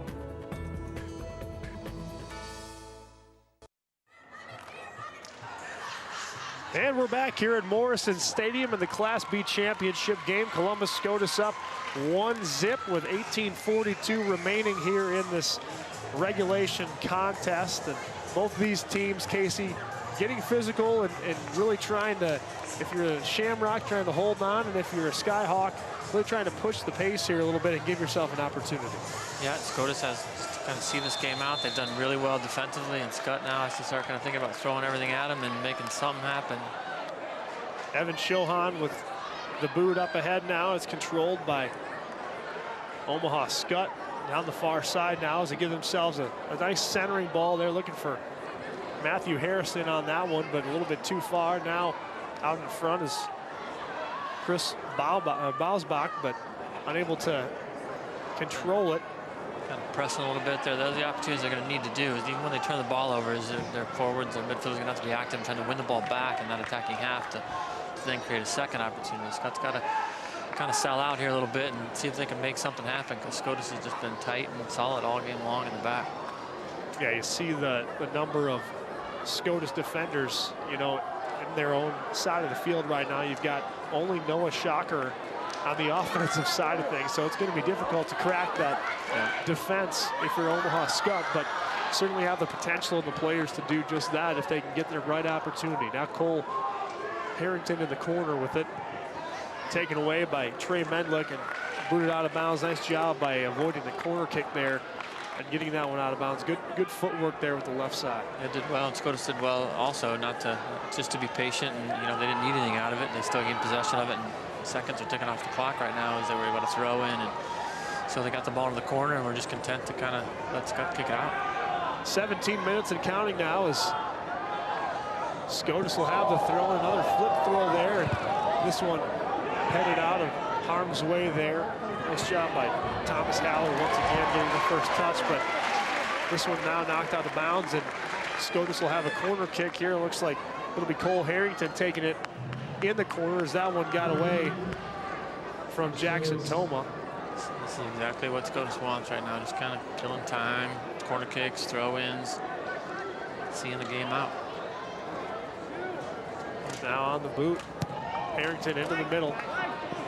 Good centering spot again. Trey Medlick gets the first touch on it there, and as you said, defensively, he's gotten the first touch on just about everything in the Scotus box so far in this game. And he takes it away from Brandenburg there on the offensive side of things, trying to find some space to work with, but Noah Shocker ends up with it after it's knocked away up in front. Good opportunity there for Scotus, but just a little bit too far for Nathan Ostick, and nothing doing there. Noah Shocker now with it, trying to Ostick another opportunity just out of his reach, and Scotus, for a team that really doesn't need to force the issue, getting more opportunities than you'd think they would get with just under 16 minutes remaining here. Yeah, Scott's been working hard. You can see they're a little bit fatigued and tired. I think Medlick just won the ball in the corner and then had possession of it, and then they kind of take it away. And, could have been a handball there. Surprised no handball called on that one. A tough play though, as he was coming up the opposite direction. A tough angle for the officials on that one, but Columbus Scotus will get it back and send it the other way. Certainly could have gone either way on that play. A tough angle for the officials, no doubt. Yeah, it's tough, and you know you just got to play. You can't dwell on it. And Scott's chasing the ball the other way, so Scotus just has to react. I mean, they're up a goal. It would have been nice to get a PK, but you know, we don't have instant replay, and that's kind of the beauty of the game. We just got to deal with it and move on. Now Jacob Boss with it now to the outside for Scotus as they continue ticking that clock away now. 15 minutes remaining here in regulation, up 1-0. Noah Shocker comes away with it, a scoring opportunity here, and he puts it in the back of the net. Second goal of the game for Noah Shocker, and Columbus Scotus leads it 2-0. Yeah, that could have been a dagger. That was a great goal. Good composure. slotted it home, and 2-0. That's going to be tough for Skutt to come back from. They haven't created a lot of opportunities, and what a great night for Shocker. You see the play here. Ostek gets it in front. It's just a 50-50 ball, and you see right there, Shocker able to come away with it and just beats Nicholas Wagner down low on that play. And as you mentioned, that could be a tough one to overcome now. The first time that 2 goals have been scored against Skutt in this tournament. We have a yellow card passed out there as Thomas Haller unhappy with the contact on that 50-50 ball that we showed you, that goal in question. Leading up to that spot, it looked like Haller maybe thinking he got shoved in the back on that play before Shocker was able to come away with it. But the officials will come over and explain that one real briefly here. But it's 2-0 Columbus Scotus in front, under 14 minutes remaining here in this game. And Casey, that one could be tough to overcome here if you're Omaha Skutt. On a couple different levels, it looked like Skutt's kind of lost their composure again here. And I mean, that was just it was an individual moment to, not quite sure exactly what happened right there. But Scotus took advantage of it. Now Skutt's they got to chase the game big time and send everything forward and not worry about, again, a referee, a bad call, looking for a magical call. They got to make it happen themselves. Yeah, Nicholas Wagner, really, the goalkeeper for Skutt, was trying to let the officials know, hey, there was some contact there. I don't know if you saw it, but he wasn't real pleased with the way that played out. And then Haller, obviously being involved in the play, probably had something to say, and it got him in a little bit of trouble there. But it's such a game of emotion. I mean, 5 minutes ago, Scotus was complaining about a handball that they thought they maybe had in the box that could have changed the game too. So now Skutt's saying this and that. And I think there's just been a lot of a feel of everybody's looking for a foul or a call, and it's chippiness, and it's, the referee he's done a good job. He's had nothing to do with this game, and Scotus has been really solid in the back and created their opportunities when they've had them. And Skutt's been a little bit limited here and needs to kind of find a way to make something happen. They got 14 minutes, 2 goals. Certainly anything can happen. 2 goals, they say, is the most dangerous lead in soccer. Teams tend to relax a little bit, and 1 goal changes the momentum. But right now, it just looks like Scotus has everything. Yeah, it seems like going in, the intensity in these state championship matches is going to be high. And right now, Columbus Scotus taking advantage a little bit, and Omaha Skutt trying to get themselves some momentum here as we take into the final minutes of play here in this second half. Columbus Scotus now up 2 goals. An opportunity here for a third, but that'll sail just wide of the net. But Scotus probably going to take a lot more of that kind of shot as you look here the last few minutes, trying not to give up something on defense and sacrifice maybe a better play on offense to get back. Yeah, they don't need a goal. They'll be happy with the 2-0 state championship just as much as the 3-0 state championship. So, they're just trying to see this game out right now, stay solid in the back, take shots when they're there, but, really limit Skutt. And you can tell that they've been here before. They just look composed and comfortable right now in this moment, and not really rattled. And, Skutt really hasn't done a whole lot. They got to find something different, find something unique, an individual moment, set piece, something. Jacob Boss with it now. Numbers for Columbus Scotus, beats the defender. He's got himself an opportunity on the left side, and he puts it home with the left foot, and that could just about seal it for Columbus Scotus. Jacob Boss finishing like a boss. The Shamrocks up 3-0, and their fans are loving it. That was a great individual performance right there. We talked about, individual moments can be the difference, and what a great run. Just composure, a little 3-on-2, just kept the ball and maintained composure, slotted it home, and looks like Scotus is on their way to a title. Take another look at it here. He beats one defender and beats another. You think he's going to pass it off, and I think that's what the Skyhawks defenders were assuming as well. Haller really trying to force the action and make him give it up, and nobody was able to do that. Boss certainly determined and finishes it off, and potentially the exclamation point on another state championship here for Columbus Scotus. Great composure, took advantage of some soft defending there at first and just slotted it home. And goalkeeping goal scoring can be an art, and he didn't panic, he was composed and just put Scotus 12 minutes closer to the title. And that's one of those plays where you see strategically the change. Omaha Skutt had so many more players offensively out in front, and so when they turned it over and had it coming back the other way, they only had 2 defenders for 4 offensive players of Columbus Scotus, and that really made it pretty simple for Boss to at least get themselves a scoring opportunity, and certainly to give themselves a 3-goal lead. And that's certainly the risk. That's always the risk. You're trying to chase the game. You're pushing numbers forward. You're not worried about losing 2-0, 3-0. You got to get the goals, and you're leaving yourself exposed. And again, Boss, he had options on both sides of him, but he kept the ball and he kept it at a solid angle and just put it home and did really well. I think Scotus has had good individual moments with their goalkeeping and good individual moments in front of the goal. Nice first goal, good third goal. They just had a good, solid second half performance, like their coach had mentioned that he was hoping to have. Yeah, when you look at the approach now for Omaha Skutt, it's going to be pretty similar to pulling the goalie in hockey, where you're trying to give yourself an extra attacker. For fans who maybe aren't as familiar with soccer strategy and things like that, that's something that you need to do, especially when you're down 2 goals. They certainly did that on that last play, and one turnover and one mistake, and you're vulnerable. Columbus Scotus taking advantage of it, doing a nice job converting and really making it hurt on that play when it could have easily been knocked away somewhere else. Yep.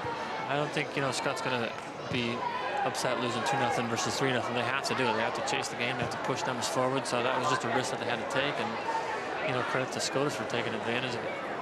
Skyhawks now trying to get themselves anything going on offense at this point. They got to find something. Out of that first 5 minutes, when they had that set piece, they just really haven't been in front of the goal. The goalkeeper for Scotus has had two crosses that he's dealt with well, but other than that, Skutt really hasn't found a rhythm. Nathan Ostek now with it into the middle, and nice shot on goal there. Just missing wide is Cole Harrington. Now that one was just about for style points more than anything. That was a quick turnaround and give yourself a chance to score there. And Nicholas Wagner in good position. Didn't have to make the save, but another solid shot and good attempt there by Harrison. Nice move to let it go and get that shot on goal. But a lot of confidence there.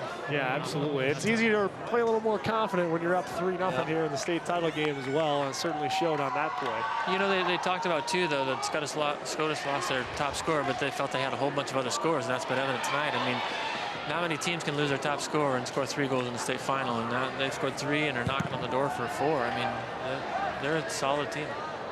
Yeah, it really starts from the back for the Shamrocks, doing a nice job of really limiting any opportunities for Omaha Skutt off of just standard play. They've had a couple of set pieces that have given themselves an opportunity, and the one shot by Quinn Mendlick that in the first half was really their best opportunity probably, but they had some opportunities and haven't been able to convert, but there have been few and far between.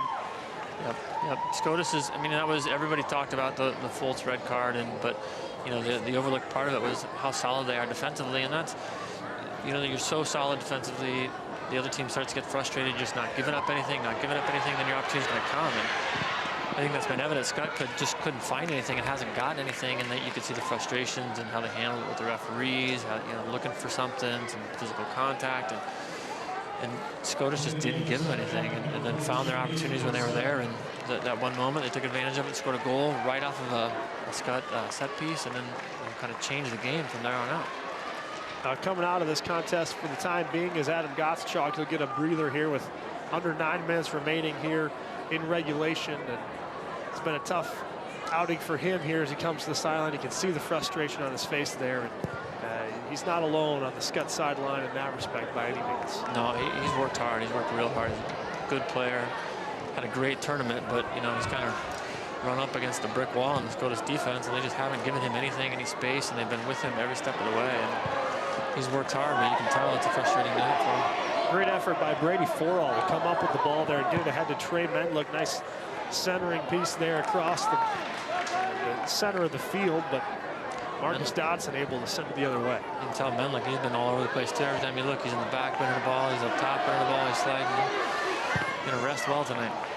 Cole Harrington all the way across the field now for his teammate on the far side, and a little physical play here and frustration coming out as these two teams been playing hard all day, and little full tackles there, you could call it, as looked like Jeff Bartell just a little frustrated with some of the contact the two of them were doing, and Tanner Spensari getting the shoulder into him, and he just kind of finished the process. So if you're getting points at home for the tackle, it's well Well played, but not going to help you out here in this state title match. The Scotus gets a free kick out of it now, going to the box, but headed out of the way there by the Skyhawks. Yeah, that was a bit of the other football.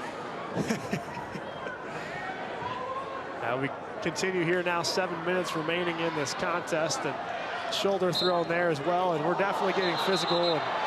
And both of these teams, I hate to see this. You know, it's not the way you want to finish out a game, but you see each team retaliating a little bit as they get their team hit a little bit or unnecessarily as they deem it, and you're going to get a yellow card here by Cole Harrington. And he was the last one in the mix there as his teammate was kind of thrown off a little bit, and so he comes in and delivers a blow himself. And you see here just the frustration from Omaha Skutt coming into play. Harrington really knocked into on that play, but it looked like both sides on that one, obviously trying to protect their teammates and their pride and all that. But under 7 minutes to play here, you just hope for an uneventful final 7 minutes if you're Columbus Scotus, and Cole Harrington, unfortunately for him, in the middle of that. Both these teams have had such a great season, and I know Scott is feeling it tough right now, but you got to kind of maintain your composure and win like you've been there before, and lose like you're an athlete and you're okay with it, and you're not going to pout and lose focus. I mean, both good teams, both working hard. Skutt working hard there with a chance in the box, as you see a little physical contact there as well. Matthew Harrison working hard down low and not giving up on this game just yet with 7 minutes and counting remaining. Harrison working hard down in the corner, but nothing doing on that one as Columbus Scotus taking exception to the hard play, but that's the way you have to finish here for the Skyhawks. Yeah, they got to play hard. They got to give everything they got and make something happen. So they're going to have to be physical. There's no question about that. But I think they got to keep it in focus and not look for the referee to do anything for them, and be smart and not get anybody injured and get sent off. And you're a great opportunity. You're playing in a great stadium. You're playing on TV, and you just don't need to do anything silly that's going to tarnish your reputation, tarnish the game. Well, Quinn Mendlick coming off with a yellow card of his own now. As you see another look at it right here, just pretty blatant on that one. Obviously, the slide tackle play, try to get out in front. He's not doing that. He went right into the middle of the body, and certainly deserving of the yellow card on that play. But some frustration continuing to boil over here as the Skyhawks trail by 3 goals with under 6 minutes to play, and Columbus Scotus just trying to navigate the troubled waters here for the final minutes of this match. We did a coaching clinic the other day with Coach Bolowich, and one of the things he talked about was, want to see players in adversity and how do you handle the adversity. And this is a lot of adversity for Skutt right now. They've battled hard, they've been in the game, but it's not gone their way. And how do you handle these last moments? You handle them with class, and you just keep working hard and looking for opportunities, or you kind of lose your cool. And I think this is where they got to stay focused. See if they can get a goal back. You never know. But just keep plugging away the right way. A good centering pass there from Joe Sonderman to give his Scotus another opportunity to score here late in this contest. To no avail on that one as Jacob Boss sends it a little bit wide in traffic there. May have even been deflected. But Adam Gottschalk comes in to finish it off here. The final 5 minutes of play. He'll send off teammate Chris Bausbach, and Gottschalk trying to, with some fresh legs here, give him a little bit of a jump start here, as Gottschalk certainly frustrated as a senior, coming in here with 11 goals on the season. Unable to get much going. Quite a bit of respect for him from the Scotus sideline coming into this match. Yeah, you could just see when he came in here, him and Pelster both kind of patted each other on the back. You can tell they're both aware. Everybody's aware of Gottschalk, and they've certainly done well with him. But to his credit, he's worked hard as well. So it hasn't been for lack of effort. It's just been Scotus has been quite good tonight with that. Skutt now with the chance here offensively. Jeff Bartels on the far side into the middle of the box there, but Jacob Boss, big body in the center there, able to knock it away out in front and force a throw in here by the Skyhawks. Of a couple of substitutions coming in for Omaha Skutt Catholic, and substitution for the Scotus squad as well. Looks like Anthony Cush will come out for Scotus. Coming out for Skutt Catholic is Grady Forall and Jackson Toma. into the game, Lucas Kopitz and Joe Carlson for Omaha Skutt Catholic. Both teams looking to get a few fresh legs in there, getting some people some minutes, and kind of seeing this game out. Matthew Hoenk in for Scotus here for the final 3.5 and change. Up ahead now is Jonathan Voss for Omaha Skutt. Nobody able to corral it for the Skyhawks, and they'll have to do it again. Jeff Bartels on the far side now into the middle for Christian Healy. Nice pass up ahead there from Matthew Harrison, but a little bit too far for his teammate. And we're approaching 3 minutes left here in regulation. Columbus Scotus in the driver's seat. Yeah, those Scutts trying to launch big balls into the attacking end, or the attacking end, Scotus' defensive end, and Scotus just been solid. They're big, they're physical, they're able to handle it all. Just really haven't been rattled all night. Well, Jonathan Voss coming off now for Omaha Skutt. Caleb Ostek coming off Columbus Scotus, and Skutt will also relieve Matthew Harrison for the final 2:38 here of regulation. Both coaches emptying the bench a little bit here to get their players the experience of playing in a state championship game. Yeah, and, if you're Skutt, they've worked hard, they're frustrated. It's hard to feel excited right now, but they got a whole heck of a lot to be proud of. And Scotus is the defending champions for a reason, and they battled them all game long. They got to this point, so lots of positives on both ends. The Scotus will feel right away, and Skutt may feel moments later. But all in all, good effort from both teams, and good, exciting second half. So hopefully that bodes well for what's next. Yeah, that's right. We've got another great one coming up for you here. The Class A state championship game between Creighton Prep and Millard West. After this broadcast concludes, that should start about 8 o'clock tonight here at Morrison Stadium. And another couple of Metro teams that know each other well and try and duke it out for the other state championship that will be delivered here tonight. Under 2 minutes to play now here between Scotus and Skutt. This one pretty much in hand for Columbus Scotus as they try to cap off a repeat here in Class B. Yeah, I thought, their coach mentioned at halftime he wasn't real happy with that first half performance. They had to come out and make some changes, and that first 3-4 minutes they looked a little bit rattled, but great opportunity, and then they kind of took control of the game and have had a great second half, great 35 minutes after that, and just been real solid and kind of worthy of a state champion performance right there. Another opportunity for a goal there for Scotus. This one sails high as Marcus Dotson tried to find one into the net, and now the coaches on each side empty their benches. Columbus Scotus, certainly a lot of excitement on their side here as these players, these starters come off under a minute away from winning another state championship for the Shamrocks. Kudos to them. They did well. A lot of adversity. All the talk was about losing a leading scorer, and they came out and had a great performance, and kind of dealt with a tough Saturday and scored 3 goals and back-to-back. I mean, it says a lot about the character of the kids and the focus and the culture of the team. Now under 20 minutes to play now, and a lot of hugs and a lot of excitement on the Columbus Scotus sideline here. On the other sideline for Omaha Skutt Catholic, certainly a fantastic season to reach the championship game. But a little bit of disappointment here, obviously, as they fall short. And we count the final seconds down, and the Shamrocks are lucky once again for the second straight year. Columbus Scotus, your state champion in Class B, and the celebration is on. Bring on the dog pile across the street from TD Ameritrade Park. We'll have the awards coming up here for you after the break.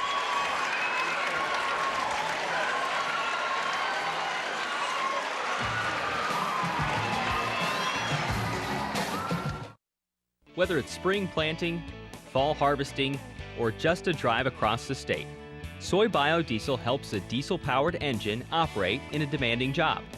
Soybean oil from Nebraska soybeans makes biodiesel a renewable fuel that's also environmentally responsible.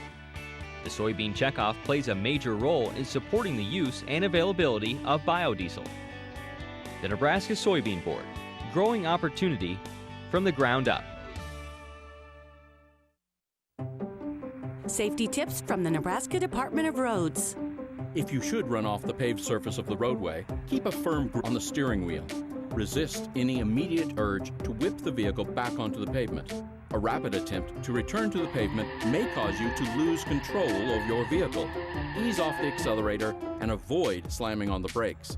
Unless there is a more serious threat, stay off the road until the surface allows for a gradual, safe return. Back when the fields were worked by rugged men guiding heavy plows behind horses, First Nebraska Bank was there, helping farmers buy the land and equipment they needed to grow the future. More than a century later, we're still here, helping nurture the Nebraska farm families who dedicate their lives to feeding America and the world. But it all starts with a seed, and that's why the seed is our symbol and our promise. Now, let's go grow something. Participating in Nebraska high school activities has taught me about teamwork. I've learned how to lead among my peers. At my high school, I have set goals and I work hard to accomplish them. I like to run on my cross country team. It makes me feel good about myself. The Nebraska School Activities Association, providing opportunities in over 25 activities in 304 high schools across the state of Nebraska. We are the other half of education.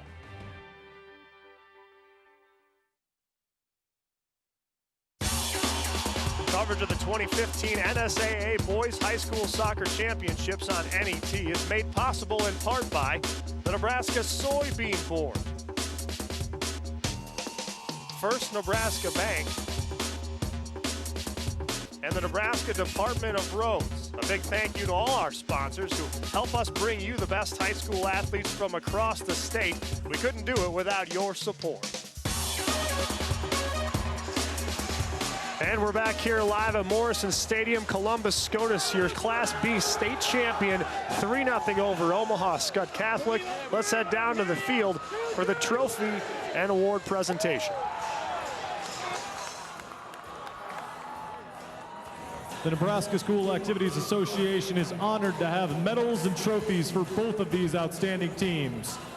Presentations will be made by NSAA Board of Director members Mark Norvell from Fillmore Central and Jay Billar from Battle Creek, as well as a U.S. Bank representative, Amanda Mogul. Here are the awards for the 2015 Class B runner-up Omaha Skutt Catholic High School. Will head coach Justin Zabawa and your assistants please step towards the middle of the field and present the silver medals to each team member. Players, as your name is called, please come forward to receive your medal. Number 0, Nicholas Wagner.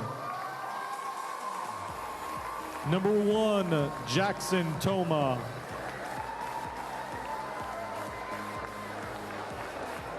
Number 2, Jonathan Voss. Number 3, Trey Mendlick.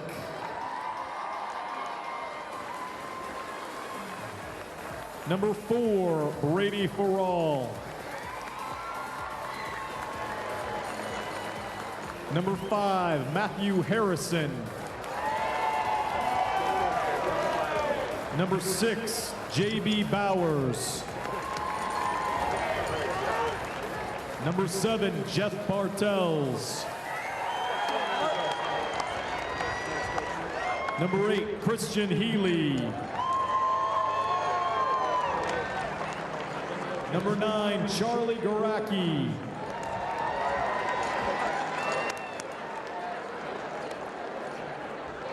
Number 10, Adam Gottschalk.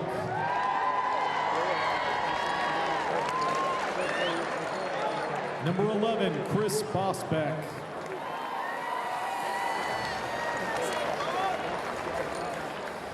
Number 12, Tommy Paladna. Number 14, Nathan Purcell. Number 15, Lucas Kopetz.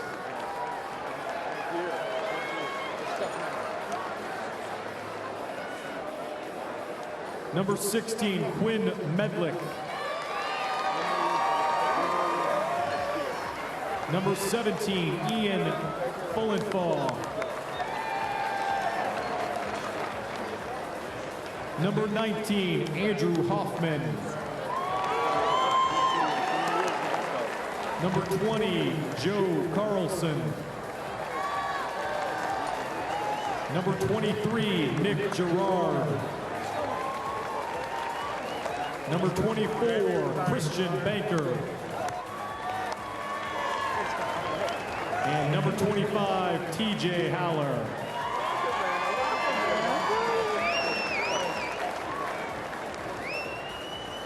And now here is the NSAA 2015 Class B runner-up trophy. Congratulations, Omaha Skutt Catholic High School.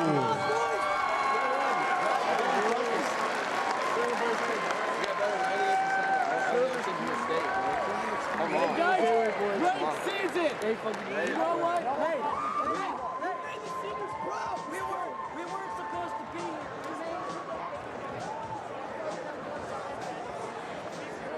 Now to the 2015 Class B champions. First head coach John Bresneski, we have a special award for you.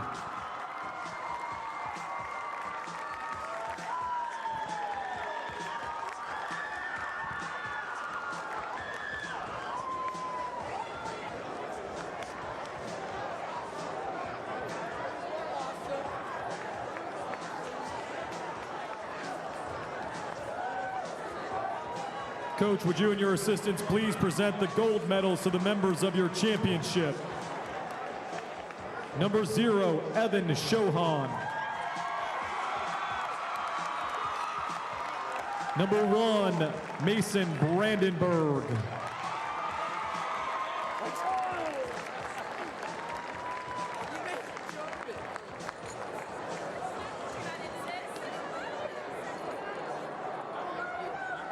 Number 2, Marcus Dodson.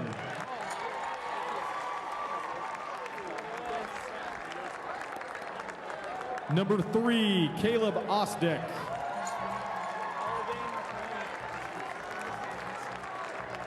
Number 4, Nathan Osdick.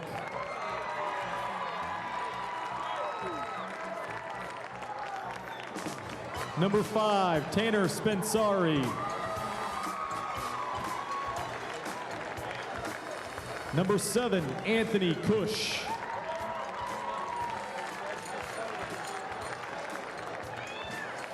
Number 9, Cole Harrington.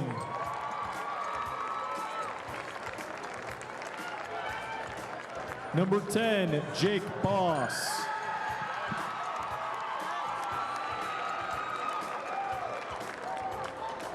Number 11, Bailey Pelster.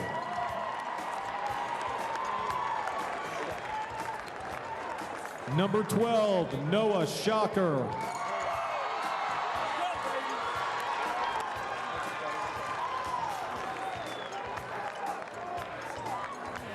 Number 13, Brady Miller.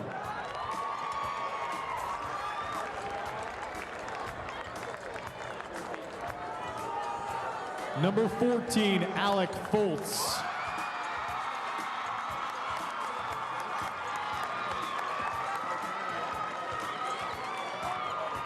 Number 15, Joe Sonderman.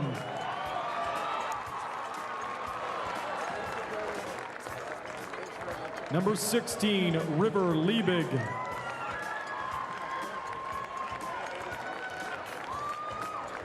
Number 17, Tyler Brandenburg.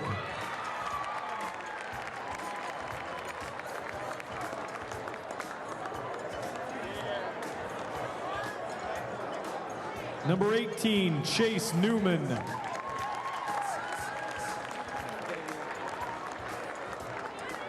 Number 19, Duncan Pachaza.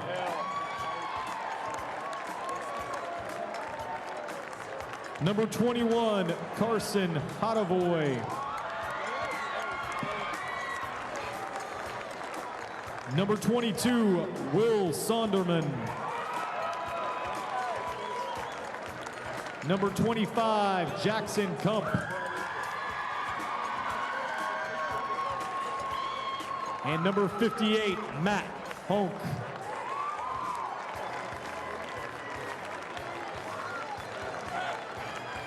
And now for these outstanding athletes in their school, here is the 2015 NSAA Class B State Soccer Championship Trophy.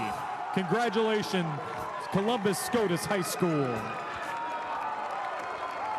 And congratulations to Columbus Scotus High School winning the Class B championship for the second straight year, 3-0 over Omaha Skutt Catholic.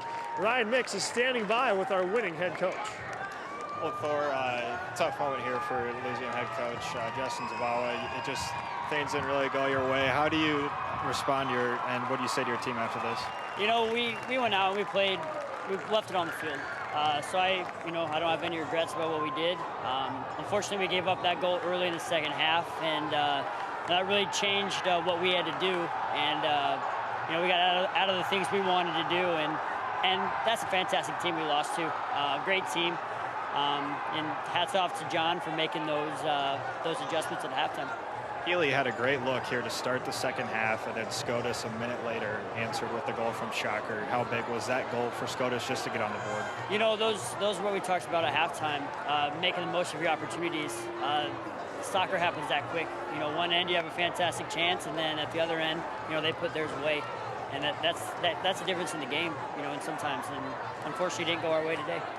Coach, congrats still on a great season. This is the 8th time Omaha Skutt Catholic has reached the state championship. This year, the Skyhawks finished runner-up. We will be with more after this on NET.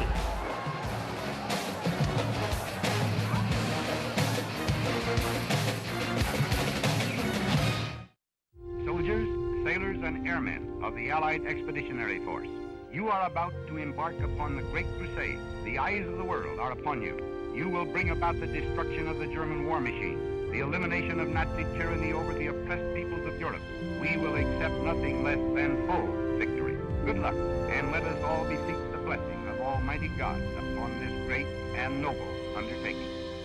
Saturday night at 8 Central on NET World.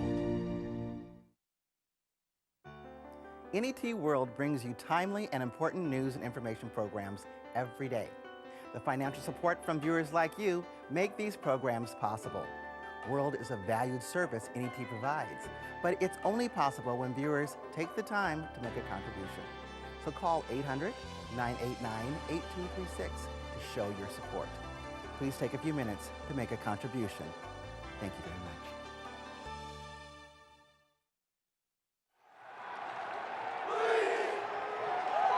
Welcome back to Morrison Stadium. As Columbus Scotus is celebrating the Class B state championship. Head coach John Brzezinski right here in the mix. Coach, back-to-back state championships for you guys. How proud are you of your team? Extremely proud. First half, like I said, maybe one of the worst that we played, but man, I tell you what, that second half was what we expected it to be. That's kind of what we expected coming in, what we thought we could do. Okay, we thought we could play that well, and I thought we did. We kept our composure. We executed what we needed to execute, and we got the 3 goals that we needed. Shocker had a couple goals for you. A lot was talked about Alec Foltz, 23 goals, not played in this, but how confident were you and your other guys to step up? We had 4 other guys that had 10+ goals this year, and Noah, senior captain, he hadn't scored for a couple weeks, and man, it wasn't that he wasn't getting his chances. They just weren't going in, missed a little bit wide. So to see him finish tonight was picture perfect. Does it get any better than this? I mean, what do you say to your guys now? Man, I just told him I loved them. I was proud of them, and we got 2. Our goal now, maybe next year, get 3. You won a state championship as a player in 1997, the first ever for Scotus. Now back-to-back for you as a coach. What's it like being on the other end of that? Honestly, being a coach, I think it just means more because these kids work so hard, and just to see them as happy as they are, that's what it's all about. So just really special. I'm just really proud of these guys.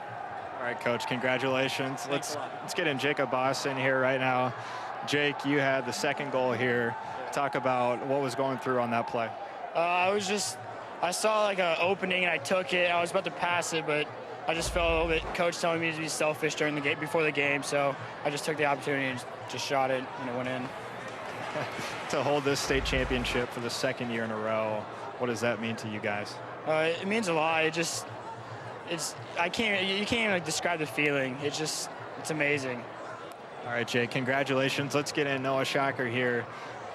the hero of today's game. He had 2 goals. Noah, how big was that first goal for you coming right out of the gate in the second half to put you guys on the scoreboard?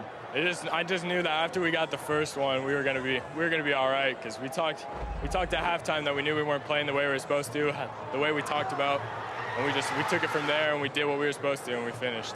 Alec Foltz, the team leader in goals scored this year with 23 goals scored, was on the bench. How much was this game for him? And, you know, and obviously outside the whole team, but you guys want to win this for Alec too. Yeah, Alec, he was really supportive of all of us. He came here today and he was like, he knew that even though he couldn't participate, he was still going to be part of the team, pushing us in every way that he could. And we were doing it for Alec. We wanted him on the field with us. Well, Noah, this is your second state championship. Your younger brother Simon won in 2009. Now you got one up on him. Congratulations on a great season. Thor, let's toss it back up to you.